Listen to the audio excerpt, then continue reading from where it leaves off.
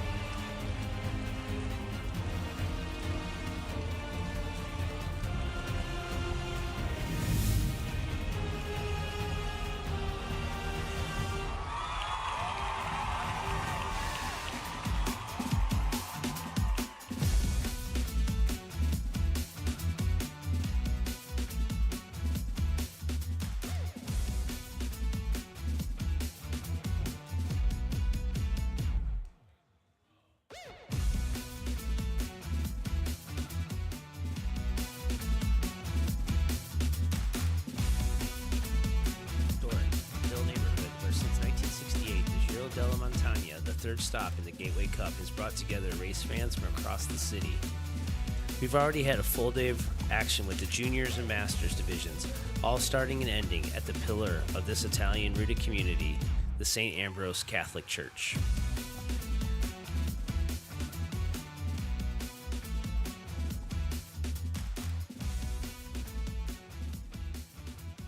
I'm Andrew Fry with Benjamin Sharp, and so excited as we get ready to begin the women's pro race. It's been electric so far with such a huge turnout already for the amateur races. You really see just how substantial and tight the cycling community here is in St. Louis. Everyone here knows a racer, supports racing, and loves that we're racing here in the Lou. Let's take a look at today's schedule. In about less than 20 minutes, we have the start of the women's pro race, which run a little more than an hour. That will lead right into the kids' races, one of the highlights of the weekend. And then our coverage will pick back up at 5:30 p.m. local time for the start of the men's pro event.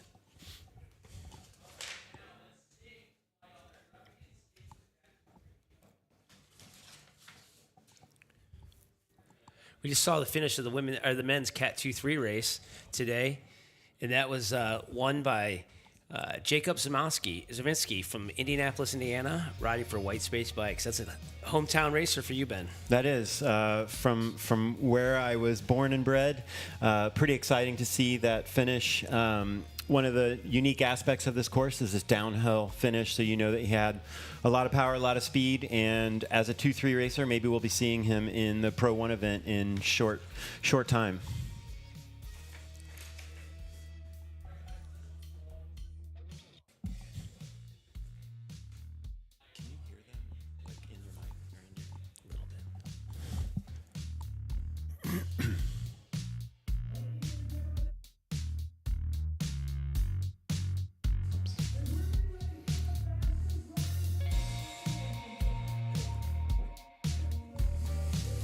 Let's take a look at what it's at stake here. As this is the last event of the American Criterium Cup season, we will crown the overall winners for both individuals and teams.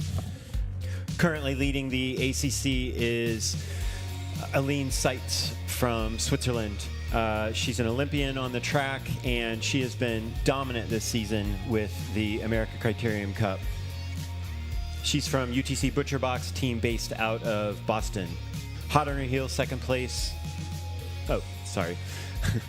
Second place team is Virginia Blue Ridge 2028, and they are led by winner of the first two nights here, Cuban Olympian Marlise Mejias.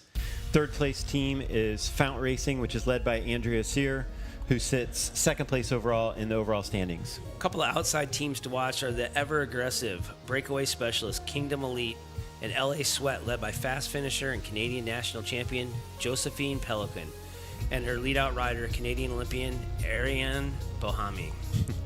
The races are ready. The fans are ready. Oops.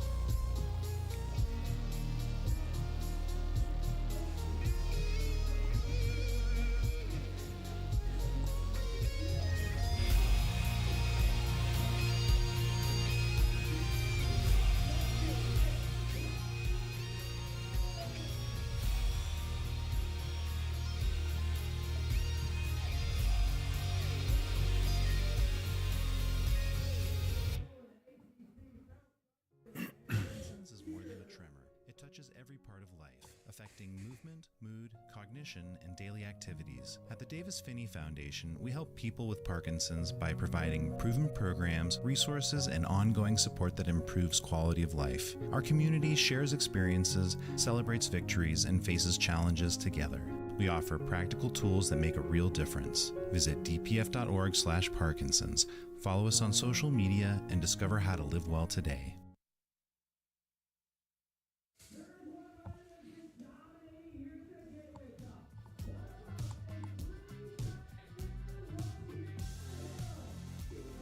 Cuba, your overall leader of the Gateway Cup, Marlies Mejias. Rest of the riders to the line.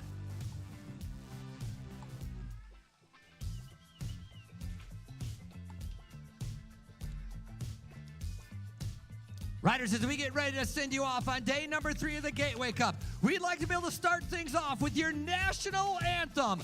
Please welcome for your national anthem, Gina Galetta, to bring us and honor our nation. Oh, say, can you see by the dawn's early light what so proudly we hail at the twilight's last gleaming, whose broad stripes and bright stars through the perilous fight o'er the ramparts we watched were so gallantly streaming, and the rocket's red glare, the bombs bursting in air, gave proof through the night that our flag was still there. Oh, say does that star-spangled banner yet wave o'er the land of the free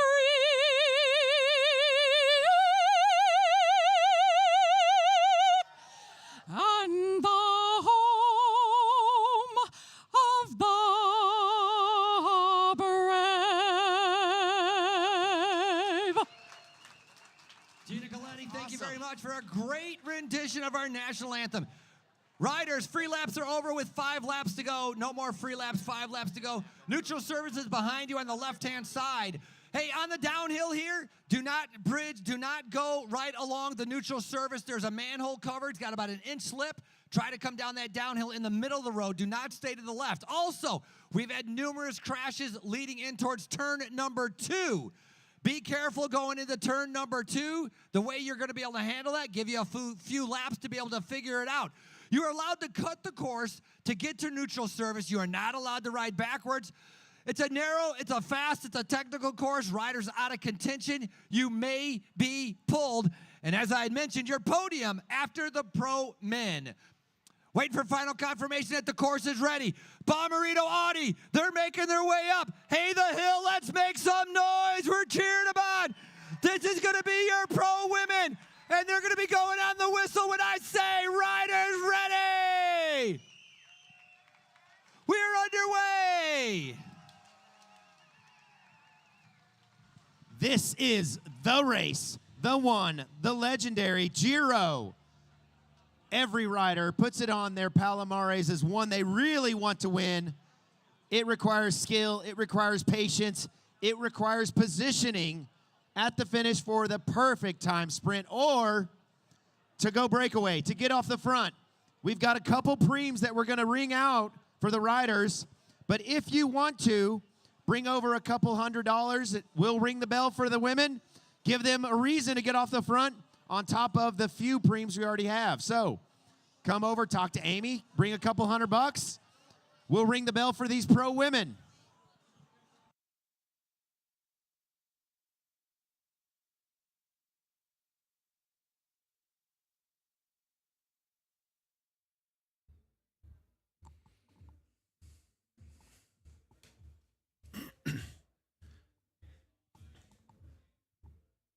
All right, here we are into the start of the first lap, and it looks like we got Virginia Blue Ridge already on the front of the field here, Ben.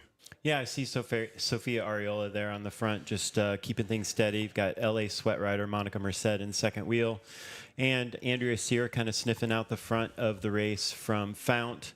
Kind of expect that Sophia here is just kind of setting an even tempo to keep things sort of chill, keep her teammates in good position. This isn't any sort of attack or anything. She's just sort of setting the tone for the race. Yeah, and I think that Andrea Sear there, sitting third place in the field right now, she's going to be very attentive today. She's in second place in the overall. She's looking at one rider, Aline Seitz. And, you know, she's going to play off it and see what she can get. If she can finish ahead of Aline, she's got to beat her by a few spots. She needs some riders to get in between them so that she could take over that lead in the overall. Yeah, we've seen that Aline has good form. She's had a very consistent ACC series, and she has a pretty big lead in the overall. It's not unattainable by Andrea, but it's going to be a pretty heavy lift for her to overtake Aline. Yeah, and I think if we look at the overall team standings, Eileen's team, UTC Butcherbox, is in the lead right now. But I think that Virginia Blue Ridge 2028 brought a full squad today. They're sitting in second place right now, but I think that they brought a full squad. They're going to be looking at their sprinter, Marleas Mejias Garcia, to go for the overall wins today. But they're going to look for a couple other riders to scoop up some points so they can take over that lead in the team title for the ACC. Yeah, that's right. That's one of the things that you may see here is that they'll definitely go all in for the win, but it wouldn't surprise me if a couple of the other riders are trying to keep something in reserves a little bit to get a top 10 for themselves so that they can get some points for the team competition. Yeah, along with 2028, Riley McMullen is the leader of the sprint competition at this race. So halfway through the race today, there'll be a sprint. It goes 3 places deep for points, and it's been accumulating over the whole ACC season. And right now, Riley McMullen is in the lead of that series, so they'd like to keep that for her as well. And who else is in the top 3 there for the sprint competition? Yeah, in the women's sprint competition, it's Riley McMullen is in first, and then her teammate, actually, Olivia Cummins, is in second, followed by Andrea Sear, who we've already talked about, who's in second place overall right now in the individual. She's third place in the sprint competition. That's right. So this race is 70 minutes long. Right now, we just have a countdown clock for that 70 minutes. At some point, the officials will start using a countdown for laps. They're going to take the average lap times and estimate when the race would be finished at 70 minutes. And at the halfway point, approximately the 35-minute mark, we'll see that intermediate sprint. Yeah, it looks like the riders are just starting to get into the race, starting to get their flow a little bit. LA Sweat, like we mentioned in the pre-show today, they're ever aggressive, and then they have their sprinter, Jacqueline, from Canada. That's right. You can see that the LA Sweat riders there with the yellow sleeves are gathering at the front, just keeping an eye on things.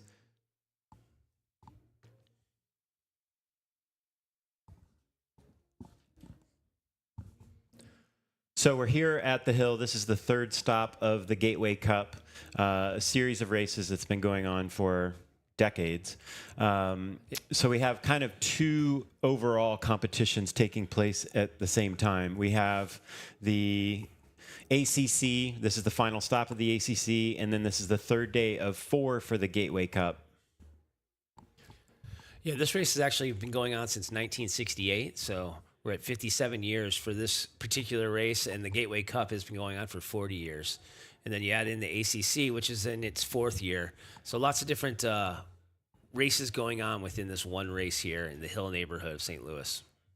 You'll notice that Marleas Mejias Garcia is in a different jersey than her Virginia Blue Ridge 2028 teammates as she is leading the Gateway Cup. And we actually saw a shot of her moving her way towards the front of the bunch. She's in kind of a multicolored jersey that has yellow sleeves indicating that she is the leader of this 4-day Gateway Cup competition. She won the first 2 nights here in St. Louis at Lafayette Square and Francis Park. Yeah, and if you look at her, she's got the yellow sleeves, and she also has a red, white, and blue helmet, and that's representing her home country of Cuba. It's a Cuban flag on her helmet there. That's right. Marlise is an Olympian from Cuba. She was in the Olympics in 2012 in London, and she has represented her country in many international competitions, both on the road and the track.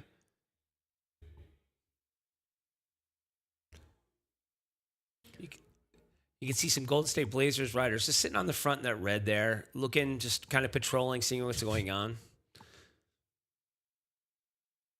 We've seen some aggressive racing these last 2 days with teams like Kingdom Elite, Golden State, showing themselves at the front, maybe trying to disrupt the race a little bit, put Virginia Blue Ridge 2028 on the back foot a little bit, make them do some work to do some chasing if they in fact want it to come down to a field sprint.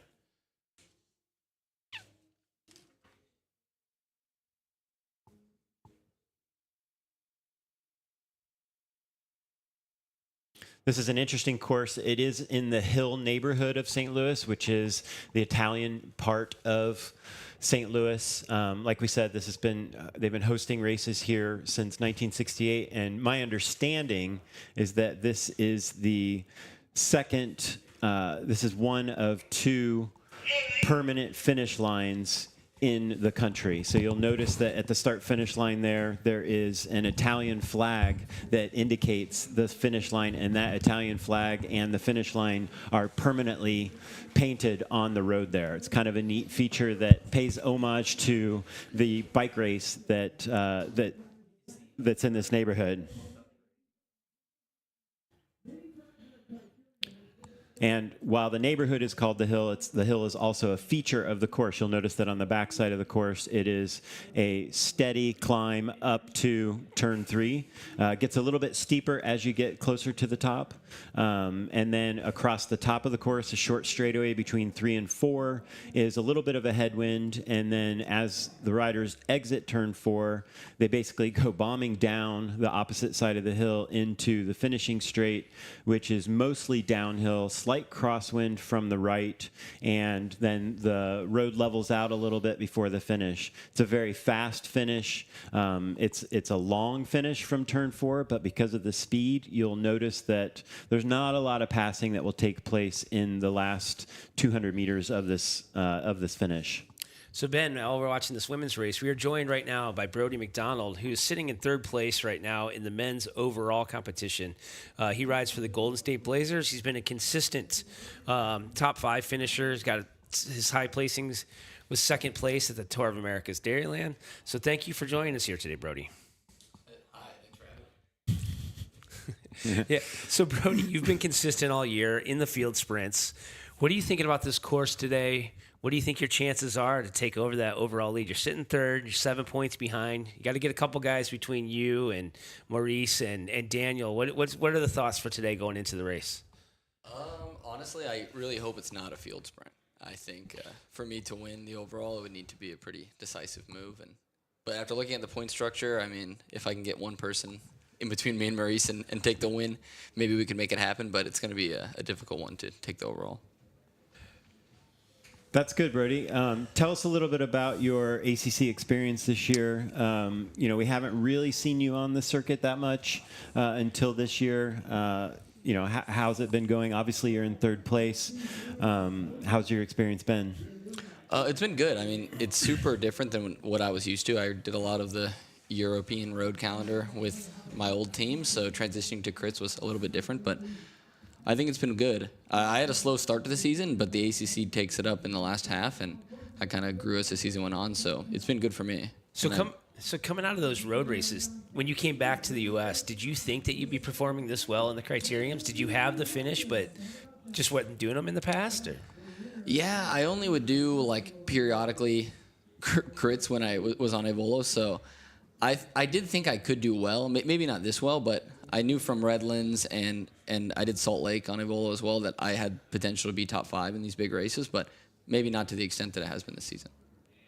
And when you looked at your calendar at the beginning of the year, was the ACC your big focus for the year, or did it just kind of happen after you started getting some wins? You came in, at Tulsa, you came in with a top 5, and then you won a stage there at the end of the week, and did that kind of start to turn your focus towards the ACC, or was it already there? Yeah, it definitely became my focus. It wasn't that way at the start of the season. I wasn't even the guy we were riding for at Blue Dome, the first ACC race, but, things happen, and I just so happened to be our best finisher that day, and then I just decided, you know what, why not? So I traveled to Salt Lake and Boise without a team and just kind of went from there. Yeah, and I think you're looking for a breakaway today. This course goes back and forth. Breakaway, field sprint. It can go either way with the pro men's races here. So, we could have somebody up the road. You could get up the road and get that gap in between you and Maurice and Daniel for this. Yeah, hopefully. I mean, obviously for me that would be best case scenario. But I mean, with a hill on the backside like this, even a long drawn out sprint could be all right. But you don't really want to risk that. Yeah. All right. Well, we don't want to hold you here too much longer, but thanks you for stopping by, giving us a little insight into what you're looking to do today and how you're going to win that overall. Of course. Awesome. Thanks, great. guys. Thanks. Have a great day. Thanks, Brody. Thank you. Good luck, man.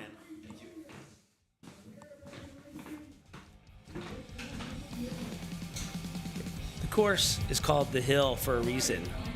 Long and rectangular, the uphill race from turn 2 to turn 3 decides the race. Turn 4 leads to a Mach 5 downhill sprint, making a last lap positioning critical.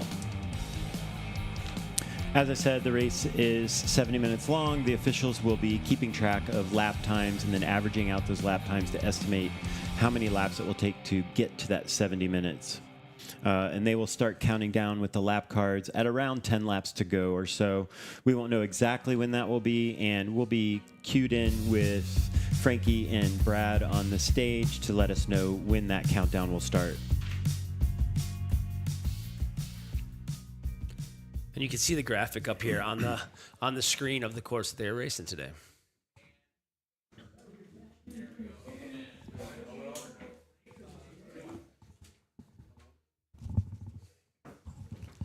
All right, while we were gone with Brody there, the women, they're still getting into the race. Not too much aggression going on right now. Looks like some of the women are okay with the field sprint today. Others are, they're biding their time. They don't want to go. They don't want to do 45, 50, 60 minutes off the front. They'd rather do it, what they know their abilities are. Yeah, in fact, while we were speaking with Brody, we did see an attack from Kingdom Elite. I think they're just taking some jabs here. And just as I say that, I think we see Shannon Koch from Kingdom Elite also just taking another jab. If this were a heavyweight bout, these are just the little punches just to soften the competitors up a little bit, make teams like Virginia Blue Ridge 2028 do some work. You can see immediately that Sophia Ariola is on that wheel. And it wouldn't surprise me if another Kingdom Elite rider or one of the other competitors took another opportunity to make an attack here. Yeah, and we got another guest to join us here in the studio today. We got Daniel Summerhill just came in to join us, Ben. So Daniel, I think you've done every ACC race in the 3 or 4 years of the existence of the series. Mm-hmm. You've won the overall sprint and overall individual titles.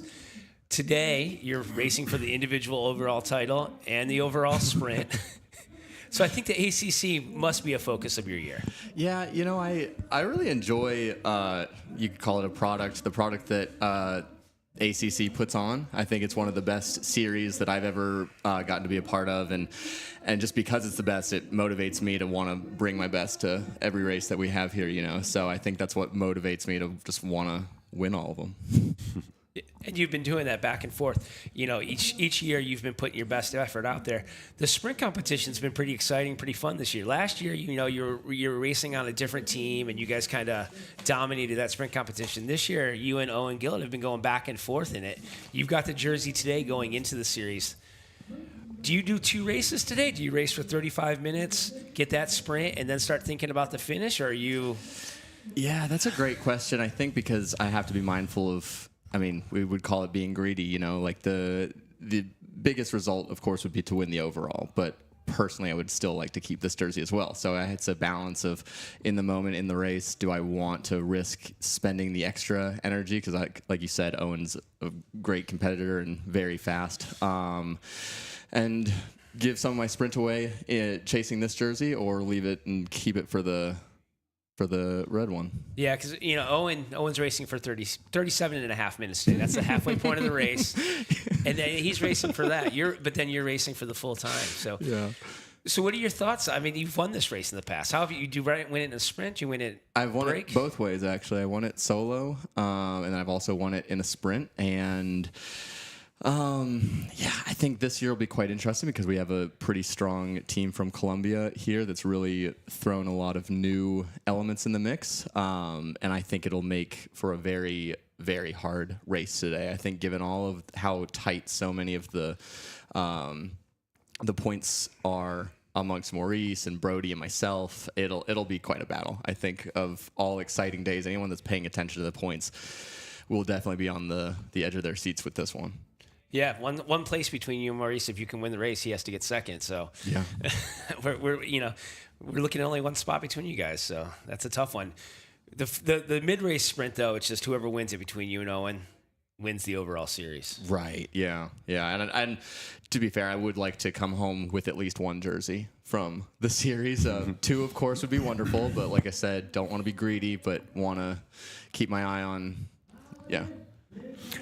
Will the team put some resources into that mid race preem or mid race points? I think so, and I think the other thing with the fact that it is such a close battle, there's no one really else that can win the jersey. So if there happens to be a break up the road, then that doesn't really affect us because the jersey stays in the family that way. But I know the team will certainly be there to help if I ask for it. And I think the bigger concern is how we balance the workload between the two programs. You got Blazers and Legion, and at this point we're divvying up 3 riders per.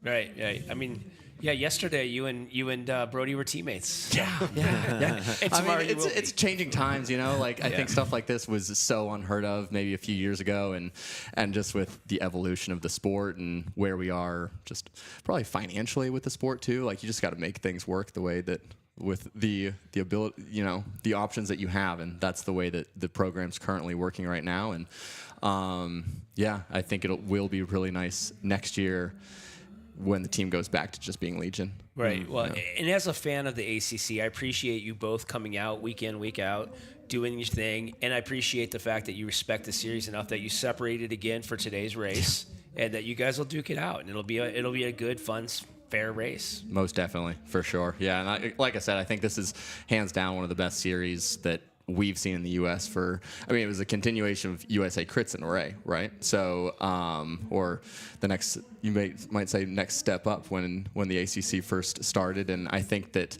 just being a part of the series and from start till now has been really fun to always keep a hand at the top, Yeah.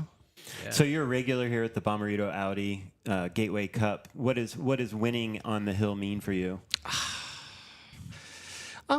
It doesn't mean anything different than a win anywhere else. I think any win is special in this day and age because the competition is so high now. There's a couple races here and there that I would still love to say I've won. I have won this race twice, which is wonderful. But I think the bigger concern today is just how I can beat Maurice, So if I win, great. If I don't, but I can finish ahead of him a couple spots, then that'll be a win for me, and really sort of I think what I'm after.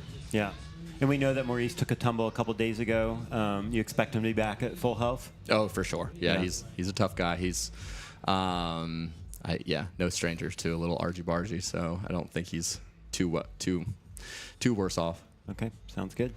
Cool. Well, thank you for stopping in. Go get warmed up. And you got their first race at 37 and a half minutes and the finish at 75 minutes. So have a great race today. I appreciate it. Keep your fingers crossed for me. Thank you. All right. Thank you. Danny. All right, guys.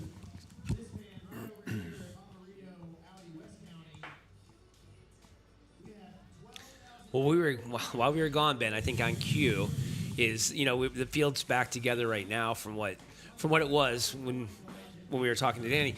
But while they were out there, Kingdom Elite again attacking off the front, and then I saw Josephine Pelican from LA Sweat.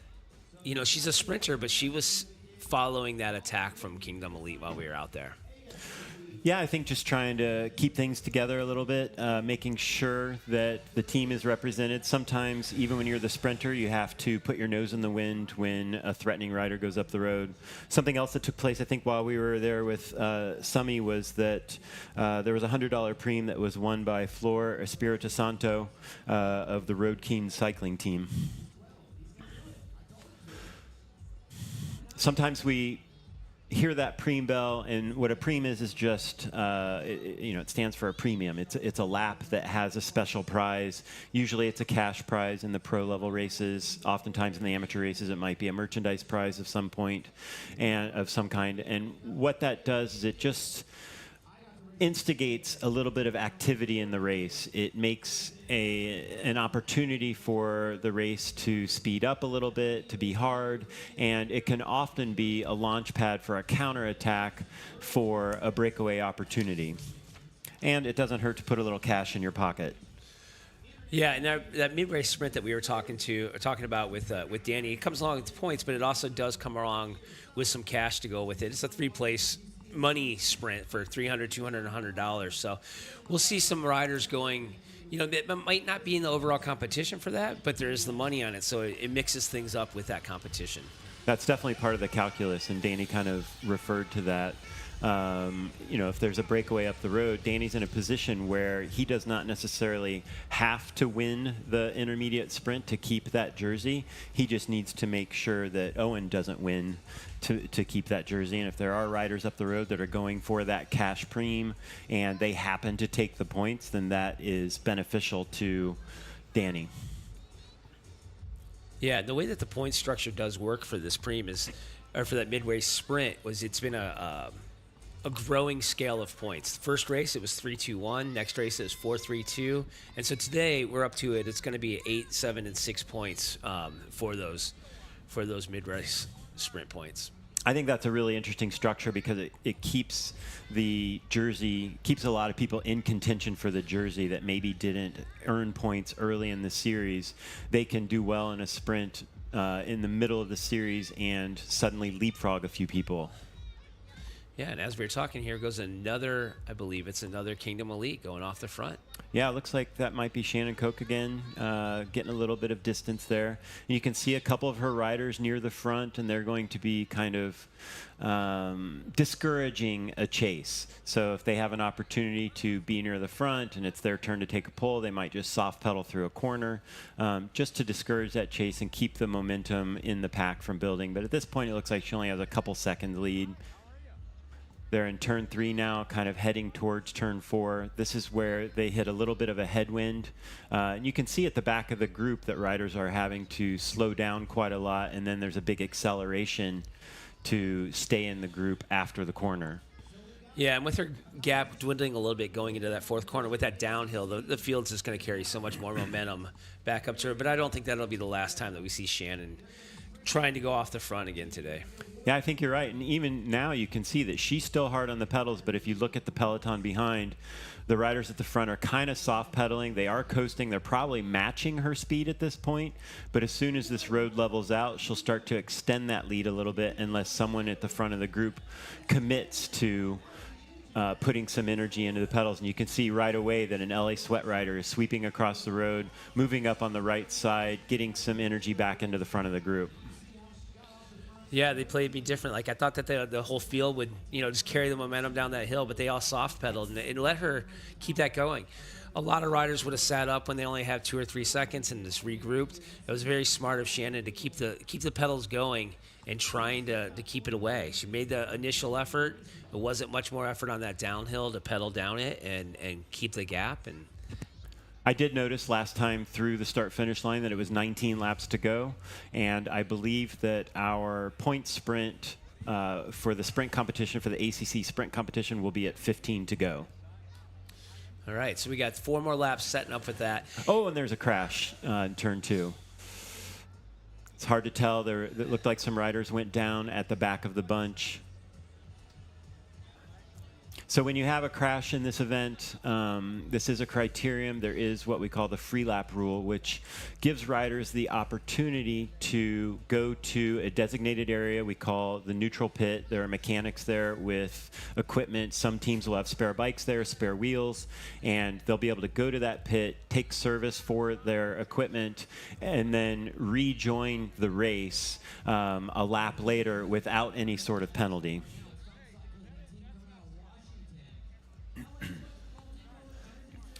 In the meantime, you can see that there has been, again, more energy put into the front of the group. A lot of times when riders hear a crash, their first instinct is just to accelerate. All right. Oh, and there you can see that a rider is still down. I would not be surprised if we actually neutralize the race here.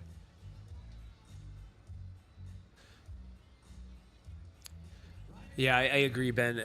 With the rider in the road, we don't want to have the riders racing through there. Help the medical staff that is racing through, and as you can see, you were right. They are going to stop the race here. I mean, we're all interested in hard competition here, but everyone is first priority is safety, and you can see that the riders are indicating to each other that we're stopping at the start-finish area, and there are officials on the road to give that information to the riders. Yeah, and this will make it interesting because we think that the sprint's going to be at 15 laps to go. Right now, they'll be seeing 17 laps to go. So it'll be interesting to see if they postpone the mid-race sprint and say, hey, it's going to be in 3 laps. It's not going to be earlier on.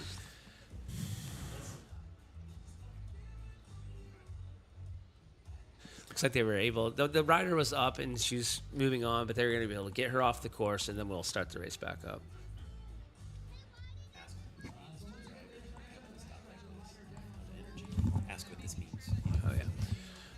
Yeah, so Ben, like, in a situation like this, the riders are stopped. They've been going for 25, 30 minutes so far, and it's a break now. They have a break. Is a break a good thing, or is that going to, affect the race? How does it affect the race? I think it's pretty individualistic on how it impacts you. My take for most riders is, deal with the chaos. And the more you can accept that something is out of your control, the better off you're going to be. For some riders, it will be a good opportunity to rest, maybe take on some fluids that they weren't able to grab during the race. And for the riders that are going for the intermediate sprint, some of them might be thinking, oh, this is great, I get a little bit of recovery before that sprint.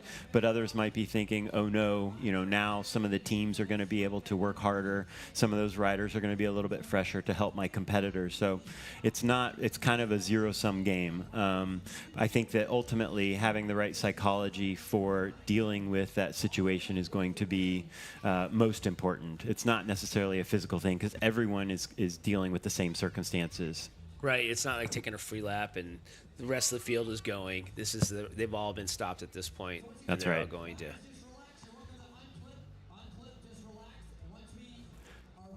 Looks like we have a replay of that incident in turn 2 that we'll go with.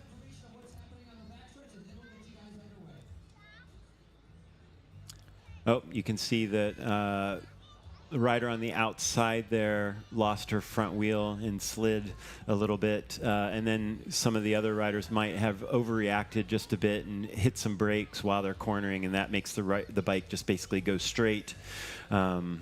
Yeah, that's not looking so good. That turn has been pretty treacherous all day. I know that some of the early races had some incidents there as well. I raced in the Masters race today, and there were crashes in both those races in turn 2. Yeah, I think there was some new pavement put down just before that corner. I don't know if it's some of the newer cement that was laid down in the last couple days is flaking off, causing sand in that corner. I'm not sure what it is, but yeah, it's been a corner that's been looked at all day. The rider's been warned about it all day, but in the heat of the race, you forget what you hear on the start line. Well, that's right. Everyone's racing. I mean, you're trying to do the best that you possibly can. I have to give credit to some volunteers that have been sweeping that corner. I've been able to see on the video here that every lap there are people out there pushing brooms, getting that dust off that corner. So I feel like on the technical side of things that the surface is prepared as well as possible. Yeah, it looks like we're about ready to get started back up. It looks like the riders are ready. the official will give them the whistle and let them get started back to go. Yeah, and hopefully those riders, again, this is an opportunity those riders might have gotten back up and be able to get back in the race. Hopefully there are no serious injuries there. Yeah. Yeah, we like to see good, hard, aggressive racing, but we don't like to see riders losing their opportunities from the crashes. Yeah, crashing in Lycra at 30 miles an hour is not a very fun experience.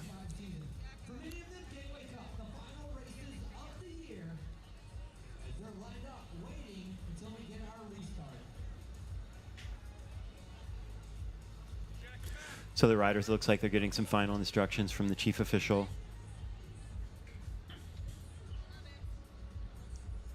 Yeah, he just had his finger up for a minute, so maybe it's a indication of they'll be starting in a minute. He's just waiting to hear that final all clear on the course and that they're ready to go.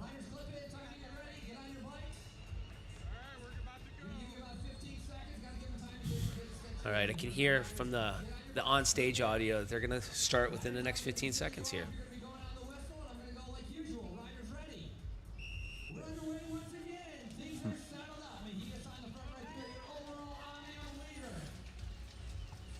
Here they are. They're starting back up. Interesting to see. I haven't seen her yet, but Riley McMullen in that green sprint leader's jersey. I think I see her sitting about 8 riders back right in the center of the field. So it'll be interesting to see how she plays that mid-race sprint. But yeah, it's always tricky when you have a restart like this because it does reset the race, and there are only, I believe it's 3 laps to go until that mid-race sprint. So you want to be near the front. The pace can be high enough that it could be really hard, be very difficult to move from the rear to the front of the race. Yeah, and one of the riders who is able to take over that overall lead is sitting right there on the front. Andrea Sear is in 3rd place right now in that sprint competition. And I just did see Riley, and she's sitting about 20 wheels back. So it could be an interesting mid-race sprint here today. I didn't get a chance to see the lap card there, but I did hear that there are 16 to go. Yeah, so we'll be looking to see. So they should be getting the bell this lap then for that mid-race preem. Unless they decided to give them an extra lap or two just to get back into it before they were sprinting. So I did just get word that the mid-race points preem will be at 14 to go. Okay, so we're at 2 laps before it. And if you see it, the red helmet and yellow sleeves is 2 riders in front of her teammate, Riley McMullen. So it looks like, Mahias might be paying back Riley for some of the wins that she's gotten already this weekend by helping her out in this mid-race sprint. That's right. And you can see Virginia Blue Ridge teammate Sophia Areola is on the front, keeping the pace high. With her teammates in good position, she wants them to stay in that position. So she is keeping the pace high so that her teammates can be near the front for this mid-race points preem.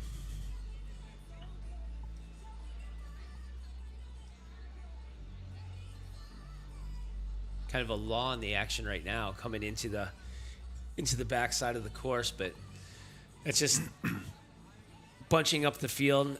When it slows down, that's when kind of this tricky stuff happens. Positions are changing. People aren't focused on what's going on.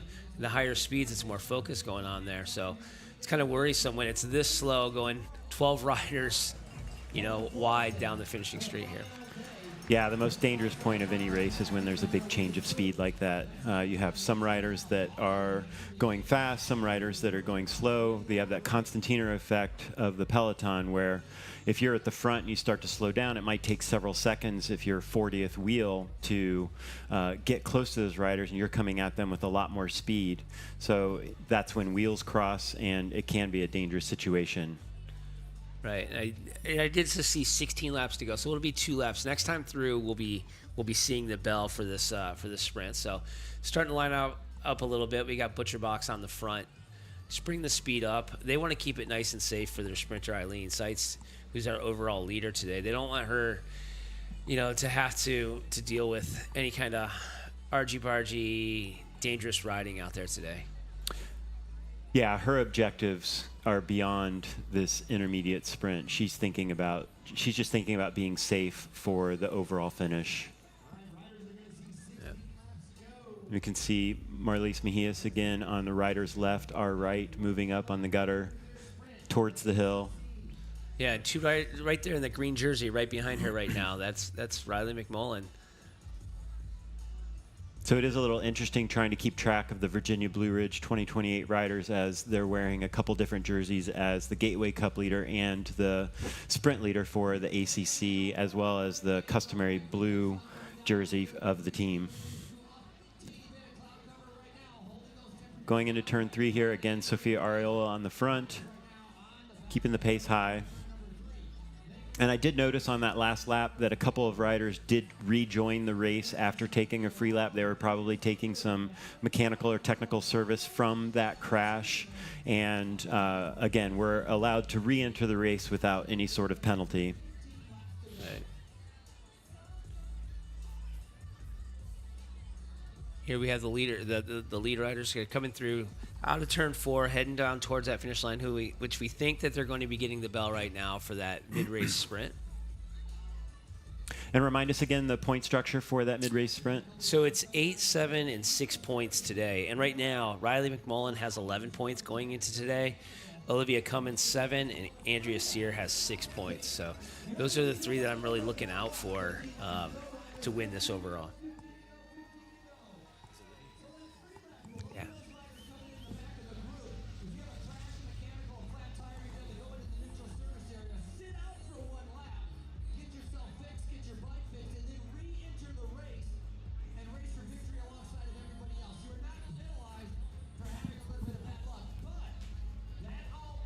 So it's still all to play for here with that point structure. And we can see that LA Sweat are on the front there. Sophia Ariola again, second wheel. Marlise Mejia just off of her shoulder to the right. And then Riley McMullen right behind her.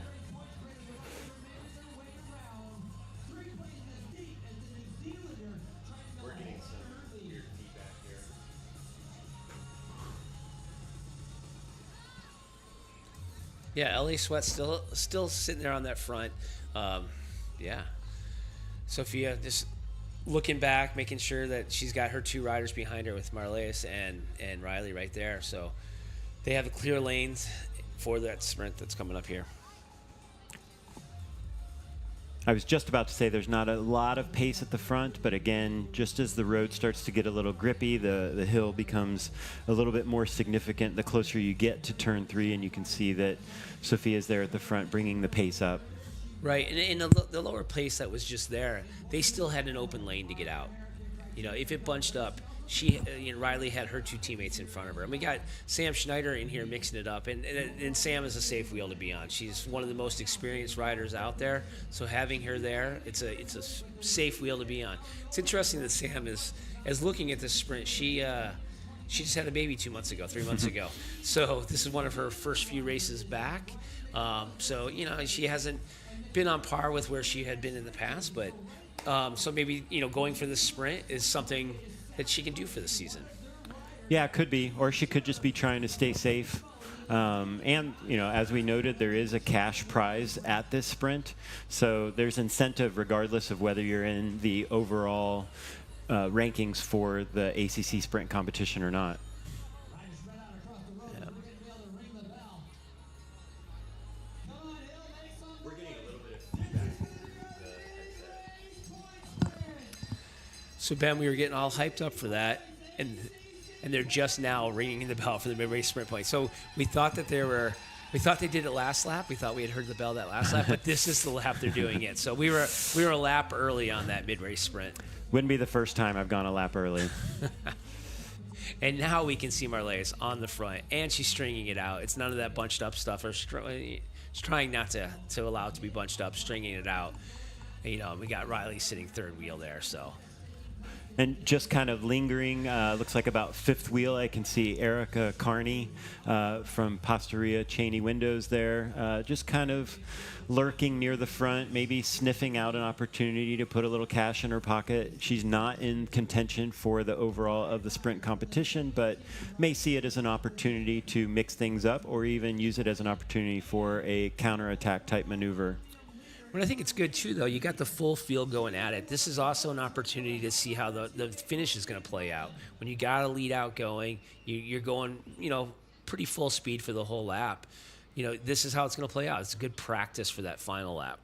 That's right. It's a good opportunity for a dry run of how the end of the race could look.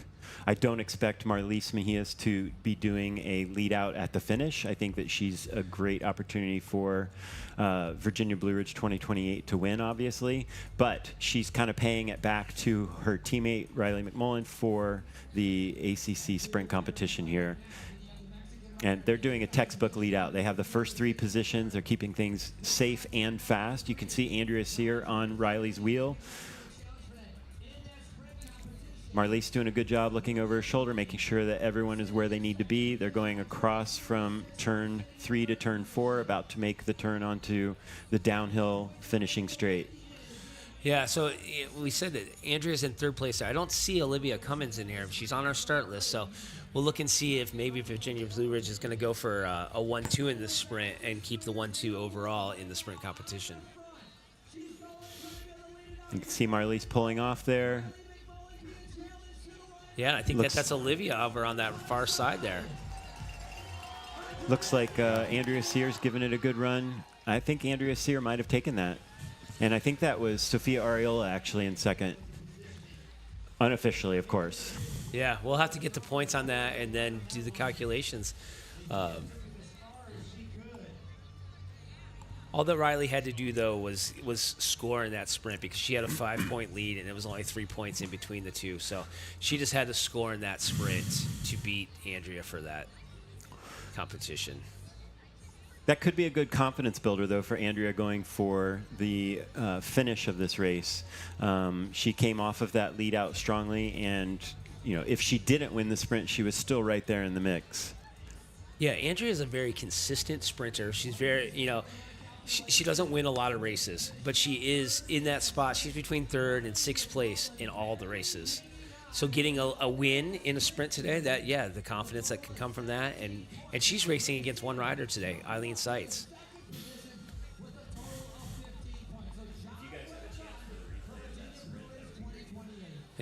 And as on cue, we have, Kingdom Elite going for it again. They've been the aggressors all day.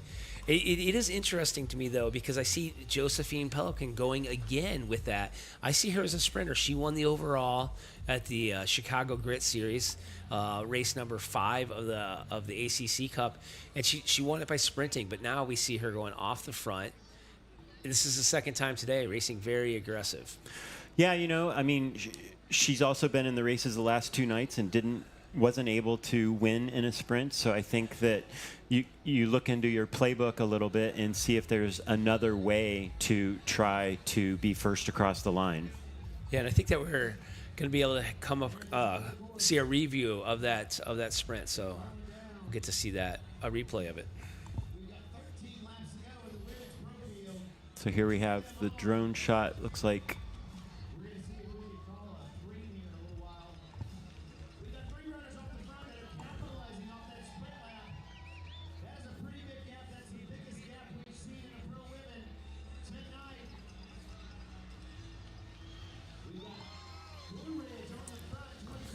So it looks like Andrea Sear did take the win in that sprint, and Sofia Ariola in second with Riley McMullen in third. So that should be enough points for Riley to lock down the ACC sprint competition. Yeah, and right now we've got a Blazers rider off the front here with Kingdom Elite and the LA Sweat rider. Yeah, we have 3 riders off the front. Looks like they may have 6 or 8 seconds, but you can see how the field is spread wide across the road. That indicates that there's not a lot of pace in the peloton. In fact, Kingdom Elite, teammate of the rider off the front, is in the front of the peloton going through the corner and probably taking a little bit of the speed and impetus out of the peloton. Yeah. So, Ben, we've got another guest in here. We got Rob Kelly from the Criterium Nation. Rob Kelly has been following the American Criterium Cup all year. He likes, the name of his show is Criterium Nation. We're at a Criterium. So, Rob, what do you think of the racing so far today? What do you think of the aggression that's happening from Kingdom Elite and LA Sweat and how they're playing this sprint? They're playing this finish. First off, guys, thank you so much for having me. It's been wonderful getting to lurk here in the corner in the background and watch the race with you. And what we're looking at here with just, I think, 13 or 14 laps to go is just great attrition racing, and the field is finally starting to stretch there. Josephine Peliquin, who's racing in the red and white of Canada as the Canadian national champ, is just a phenomenal athlete. She is one of the stars of the year for LA Sweat, and it's so good to see her up the front. Kingdom Elite has made its business during the entire course of the year being the team that challenges and threatens and goes after it. And then, of course, the Golden State Blazers are just a phenomenal group of women with Sam Schneider as their spiritual leader. And I mean, we have to give credit to her coming back from having a baby only a few months ago and being in form to be at the front of this field. There's a lot of people who can train and train and train and not find their way to the front of this field, myself included, and she just had a baby. That speaks to her athleticism for sure. And just back to the race for a second, we can see the alarm bells going off of Virginia Blue Ridge 2028, and none other than Marlise Mejia's at the front dragging the peloton up there. Normally this would be a situation where she would have teammates doing that, but because of the work that was done in the lead out, it may be that they're not quite ready to do that work. And this could be another one of those jabs that takes a little bit of the sting out, or puts a little sting into her legs for that finish. Well, I mean, you also, when you're the team leader, you have to lead sometimes, and that does include you going to the front and setting the pace. Riley just put herself all the way out there with her mid-race sprint, and Sophia Areola was in the mix there. There's probably some tired legs, and Marlise just has to step up because this is a dangerous breakaway. This is exactly the point in the time in the race where breaks like this happen, and these are the types that go the distance.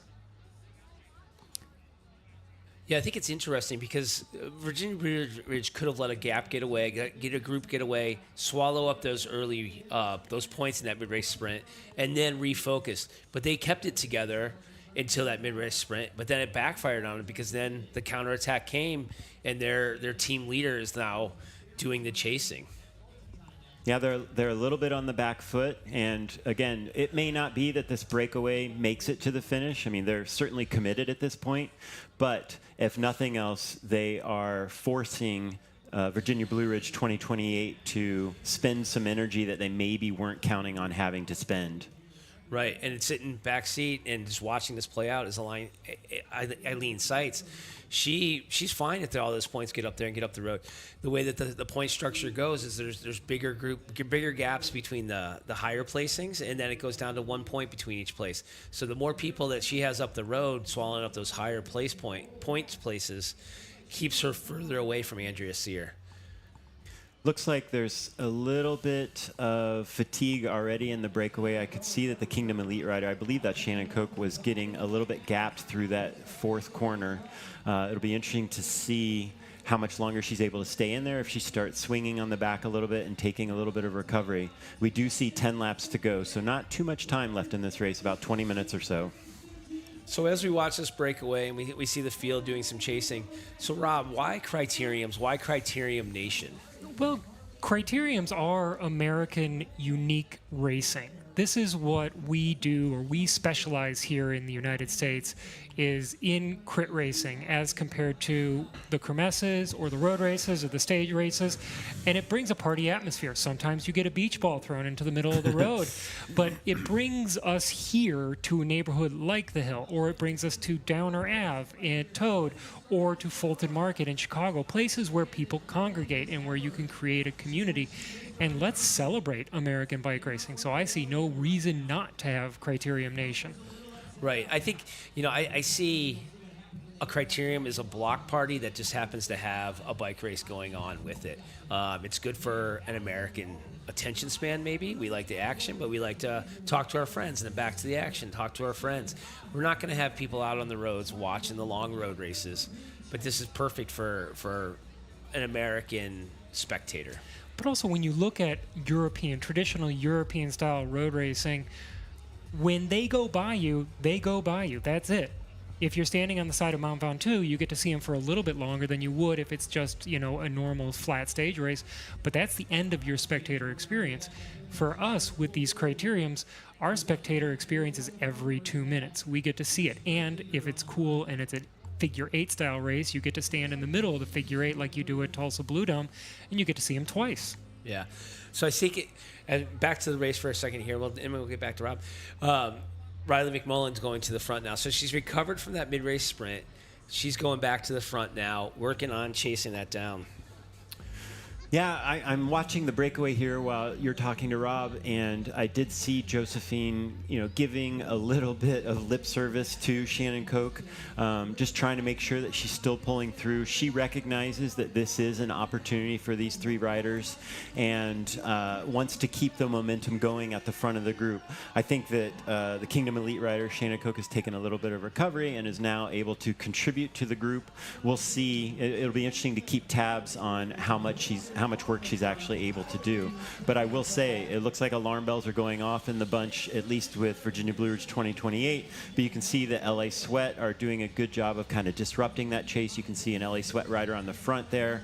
And as that field bunches up and gets 4, 5, 6 riders wide, that's an indication that there's not a lot of pace in the field right now. Well, and right behind that LA Sweat rider, we had 2 Kingdom Elite riders mixing it up in there. So, yes, there is still 9 laps to go. There is still time. You don't want to chase it down too early, but it'll be interesting to see how these next couple laps play out, because then it will be time for Virginia Blue Ridge to start leading it out if they want to go for the three-peat of the weekend. And I do think that's Alex O'Brand for the Golden State Blazers, who's in that. Yeah. And one thing, I think a lot of people come to a race like the Hill and they think that the hardest part of the race is the hill.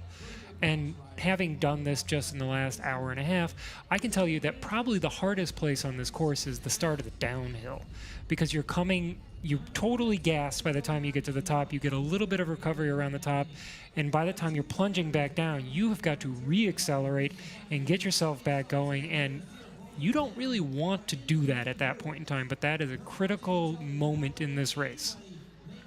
Yeah, I think that's a good point. I mean, we all reached kind of terminal velocity on that downhill, and the quicker you reach that speed, the longer you get to carry that speed. And it requires some heavy pushes on the pedals to get up to that speed and that terminal velocity. It'd be easy to coast into it, but to really extend your gap and extend your lead and maximize your opportunity, you really do have to push on the pedals on that downhill. So in this course particular today, it's got 2 very long straights and 2 shorter straights. Right now, they've got the full shorter straight between, turns 2 and between 3 and 4, but they've got that as the lead now. So they're opening it up. But if you look at this and criteriums, we're talking about criteriums here.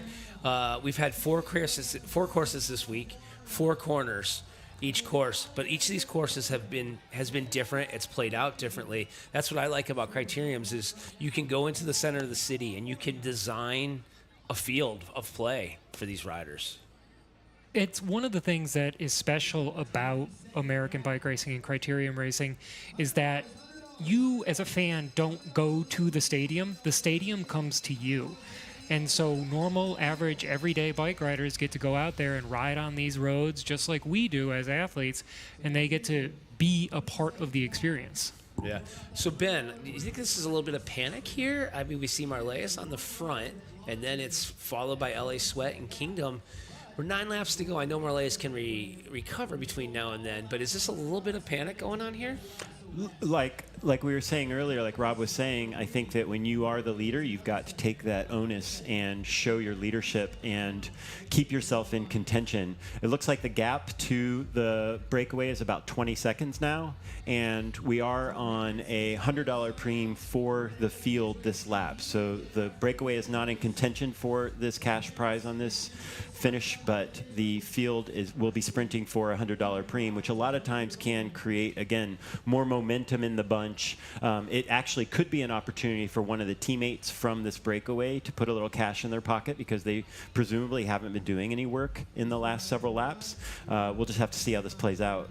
Yeah, these preams today have been brought to us by Bommarito and by Cheney Windows and Doors. So those have been our preem sponsors for the day. So thank them for putting this money out here, keeping the excitement going for the spectators and for us fans watching on TV.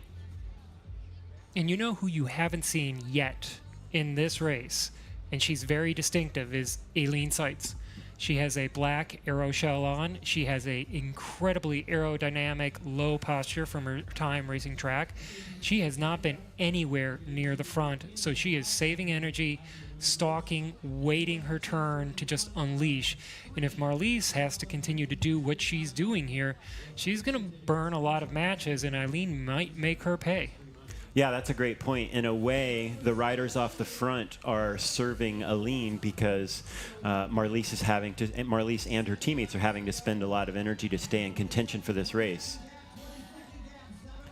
So you can see now the field is basically single file. That's a good indication that there's a lot of pace in the field, and we should see a little bit of a sprint here for the preem.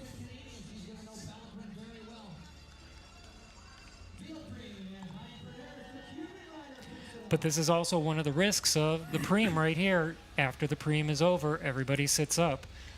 So the brake might actually get on the gas right now and put 2, 3, 4, 5 more seconds into the gap between them and the brake, or between them and the field. And out of sight, out of mind, look at their one short stretch away from the field.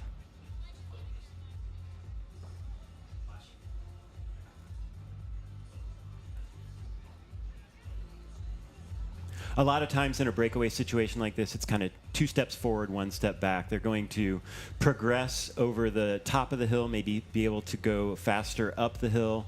The field will carry a little bit more momentum on the downhill because there's just more mass in the field. There are riders that are drafting, and that just creates more speed. But again, as long as the breakaway keeps the energy going forward, they are consistent with their power output, and everyone is contributing to the workload, they should continue to progress away from the peloton in this situation. We do see some riders moving up here. It looks like that might be Marlies Mejias making an attack on the left side of the road, and that's causing alarm bells in the bunch for sure. Lots of riders wanting to get on the back of that move right away. Yeah, and I saw Pina Molas was 2 wheels behind her, so she saw her going. She realized that that's a wheel you want to follow. And I do think that like the breakaway, that first lap or two, Shannon Koch was having a little bit of issues. It seemed after the initial attack to pull through. It looks like she has recovered though, because she was taking even pulls with the other 2 riders in that breakaway. Yeah, it looks like the workload is pretty evenly distributed at this point. All 3 riders are committed to making it to the line. So yeah, we're going to be seeing 6 laps to go. Some teams would start their lead out at 6 laps to go. We're still at the chasing point at this point. So it's going to be an interesting, I think that the only team I would see leading out would be Virginia Blue Ridge or even LA Sweat. LA Sweat has a rider up the road. Virginia's Blue Ridge is in chase mode right now.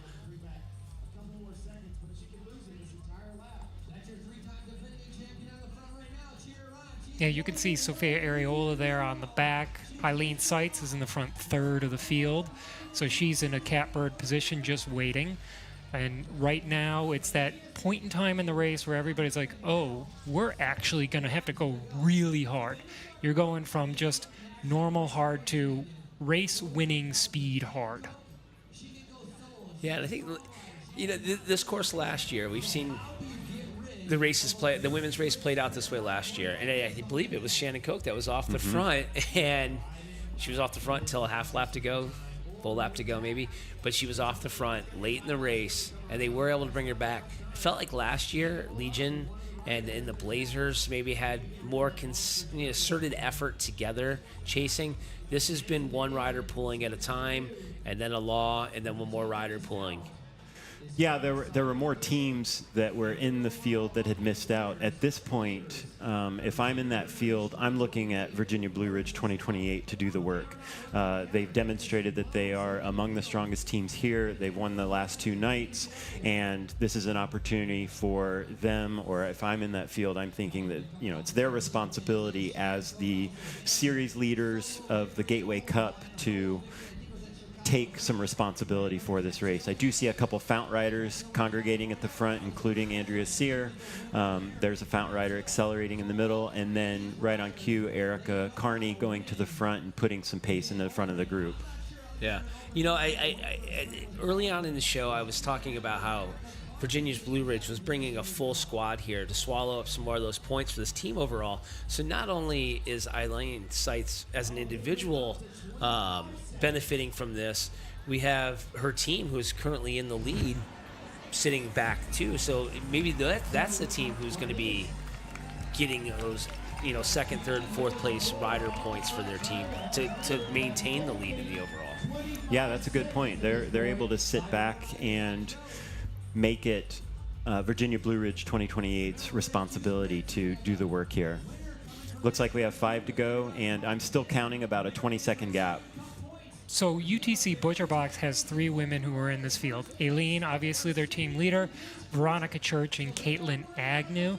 Veronica Church has grown so dramatically stronger as this year has gone along. It's been a joy to watch what she's been doing. And Caitlin is just raw power.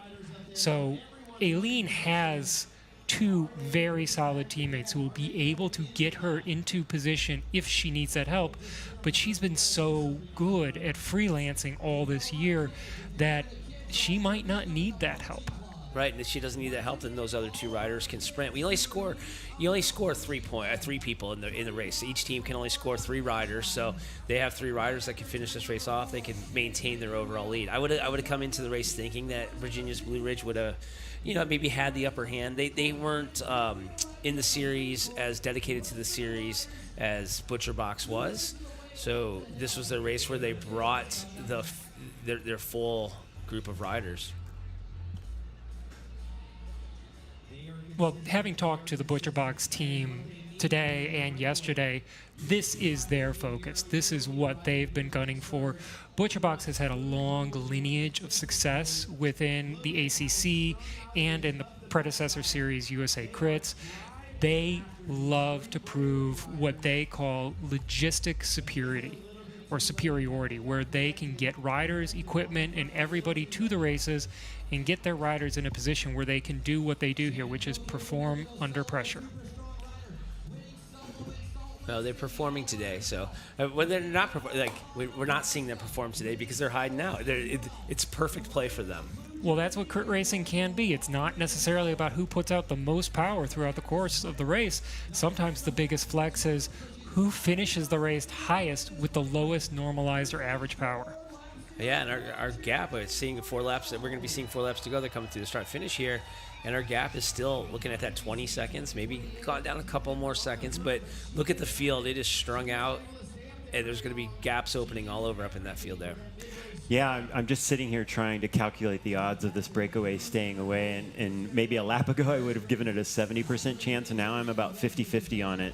There are a lot of riders that are willing to take these little digs on the front, and sometimes those can be counterproductive to an actual chase, but other times if multiple riders are willing to do that, each one of those little attacks off the front gets more speed going into the bunch, and you just carry momentum through the corners.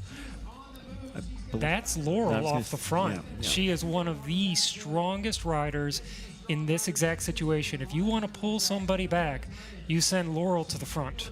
You know, interesting though, because Laurel's racing by herself this weekend, so it's interesting that she made that move. I think that she had some freedom, and she's been having some good finishes the last 2 nights. So I'm kind of surprised to see her going early. Maybe she thought she could get the gap and ride away. I don't know. She went early in the sprint yesterday, and she was able to hold on for third place over Aline and Marlies. Those are two fast wheels to follow. Right. And there you can see we had that little jab from Laura Rathburn, and now the impetus has come out of the field again. It'll be interesting to see if anyone carries the momentum and keeps moving forward. Especially with Kendall Ryan not here, we have only one North American national champ in the race, and that's Josephine Peliquin, and she's up the road. Yeah, I see Andrea Sears sitting second wheel here. I would like to have seen maybe some of her teammates up that far up, just so she could see some of the attacks come in from further back. Maybe she had to follow them, but I'm hoping that she's not up too far too soon. Well, this is kind of what she had to do at Nationals at the Criterium Championship as well. Her team did a great job in the first half of the race, but then in the last 5 laps, it was all Dr. Sear. She was riding basically alone, and she had to freelance and come off wheels. She did a good job there. Let's see what she does here. I believe that was Flor Espirito Santo on the front. She was one of the preem winners earlier in the race. She's putting some pace into the group. And then I see Sofia Ariola on her wheel from Blue Ridge. Yeah, we can see the clock ticking up there. When they switch views, is at 11 seconds, maybe 4 or 5 more seconds. So we're sitting at about 15, 16 seconds with the group there. What's your prediction for what do they need with 1 lap to go, Ben? I think they need at least 10 seconds with 1 to go. I would be a lot more comfortable with more than that if I were in this breakaway. I am kind of curious if Josephine and Alex have a little bit more energy to potentially go clear of this group. We'll see if they're content staying as a threesome or if they see an opportunity to attack over the top of the hill, for example, with 1 or 2 to go. Yeah, so I'm thinking, like, when seeing Josephine, I mean, she's on the front pulling right now, but as a sprinter with a sprinter mentality, I could see her going just before getting caught. If they're going to get caught, she's going to go with her sprint just before getting caught. It might just giving that 2-second gap leading into the sprint would be just enough that she can hold it off. In years past, some sprint wins have come from right about where they are right now. That's where you launch. Juan Arango did it last year from that position, and Olivia Ray, several years in the past, she did it from that spot. You get a gap, and you push it over the top. You might be able to surprise some people with 1K Wonder. Even with, little argy-bargy there on Ryder's right, even with a little bit of pace being put in the front, it looks like there's, and there we see Sofia Ariola going to the front again, stringing it out. I'm 50-50 still. Well, and 2 wheels behind her is that person that Rob was talking about who's been hiding all day with the black helmet, Aline Seitz, our overall leader. But don't ever count out Erica Carney. She's wearing her pink socks today. The last 2 days she's been wearing the orange socks. Pink is her signature color. Maybe that's the extra power that she needs to deliver a win for all of the moms in the field. I believe this is a good finish for Erica as well. Big, fast downhill finish. She's able to carry a lot of speed into a finish like this. We're looking at 2 to go, and by my count, it's about a 12-second gap. And we see Sofia has broken clear of the bunch, and that is, again, alarm bells ringing for Andrea Sear from Team Fount. Yeah, and I did see Erica Carney was up in the front with the on that back side of the course there, so she was still in the play. And it looks like Sophia's going, and Andrea's the one stuck on the front chasing. Not what you want to be doing if you're racing for the overall win of the overall lead of the ACC series. It's a tough situation because, you know, the big points are up the road. So if you let that break stay away, you have no chance to move forward. And if you do a bunch of work to bring those riders back, then you're putting yourself in a compromising position to not actually be able to earn those points.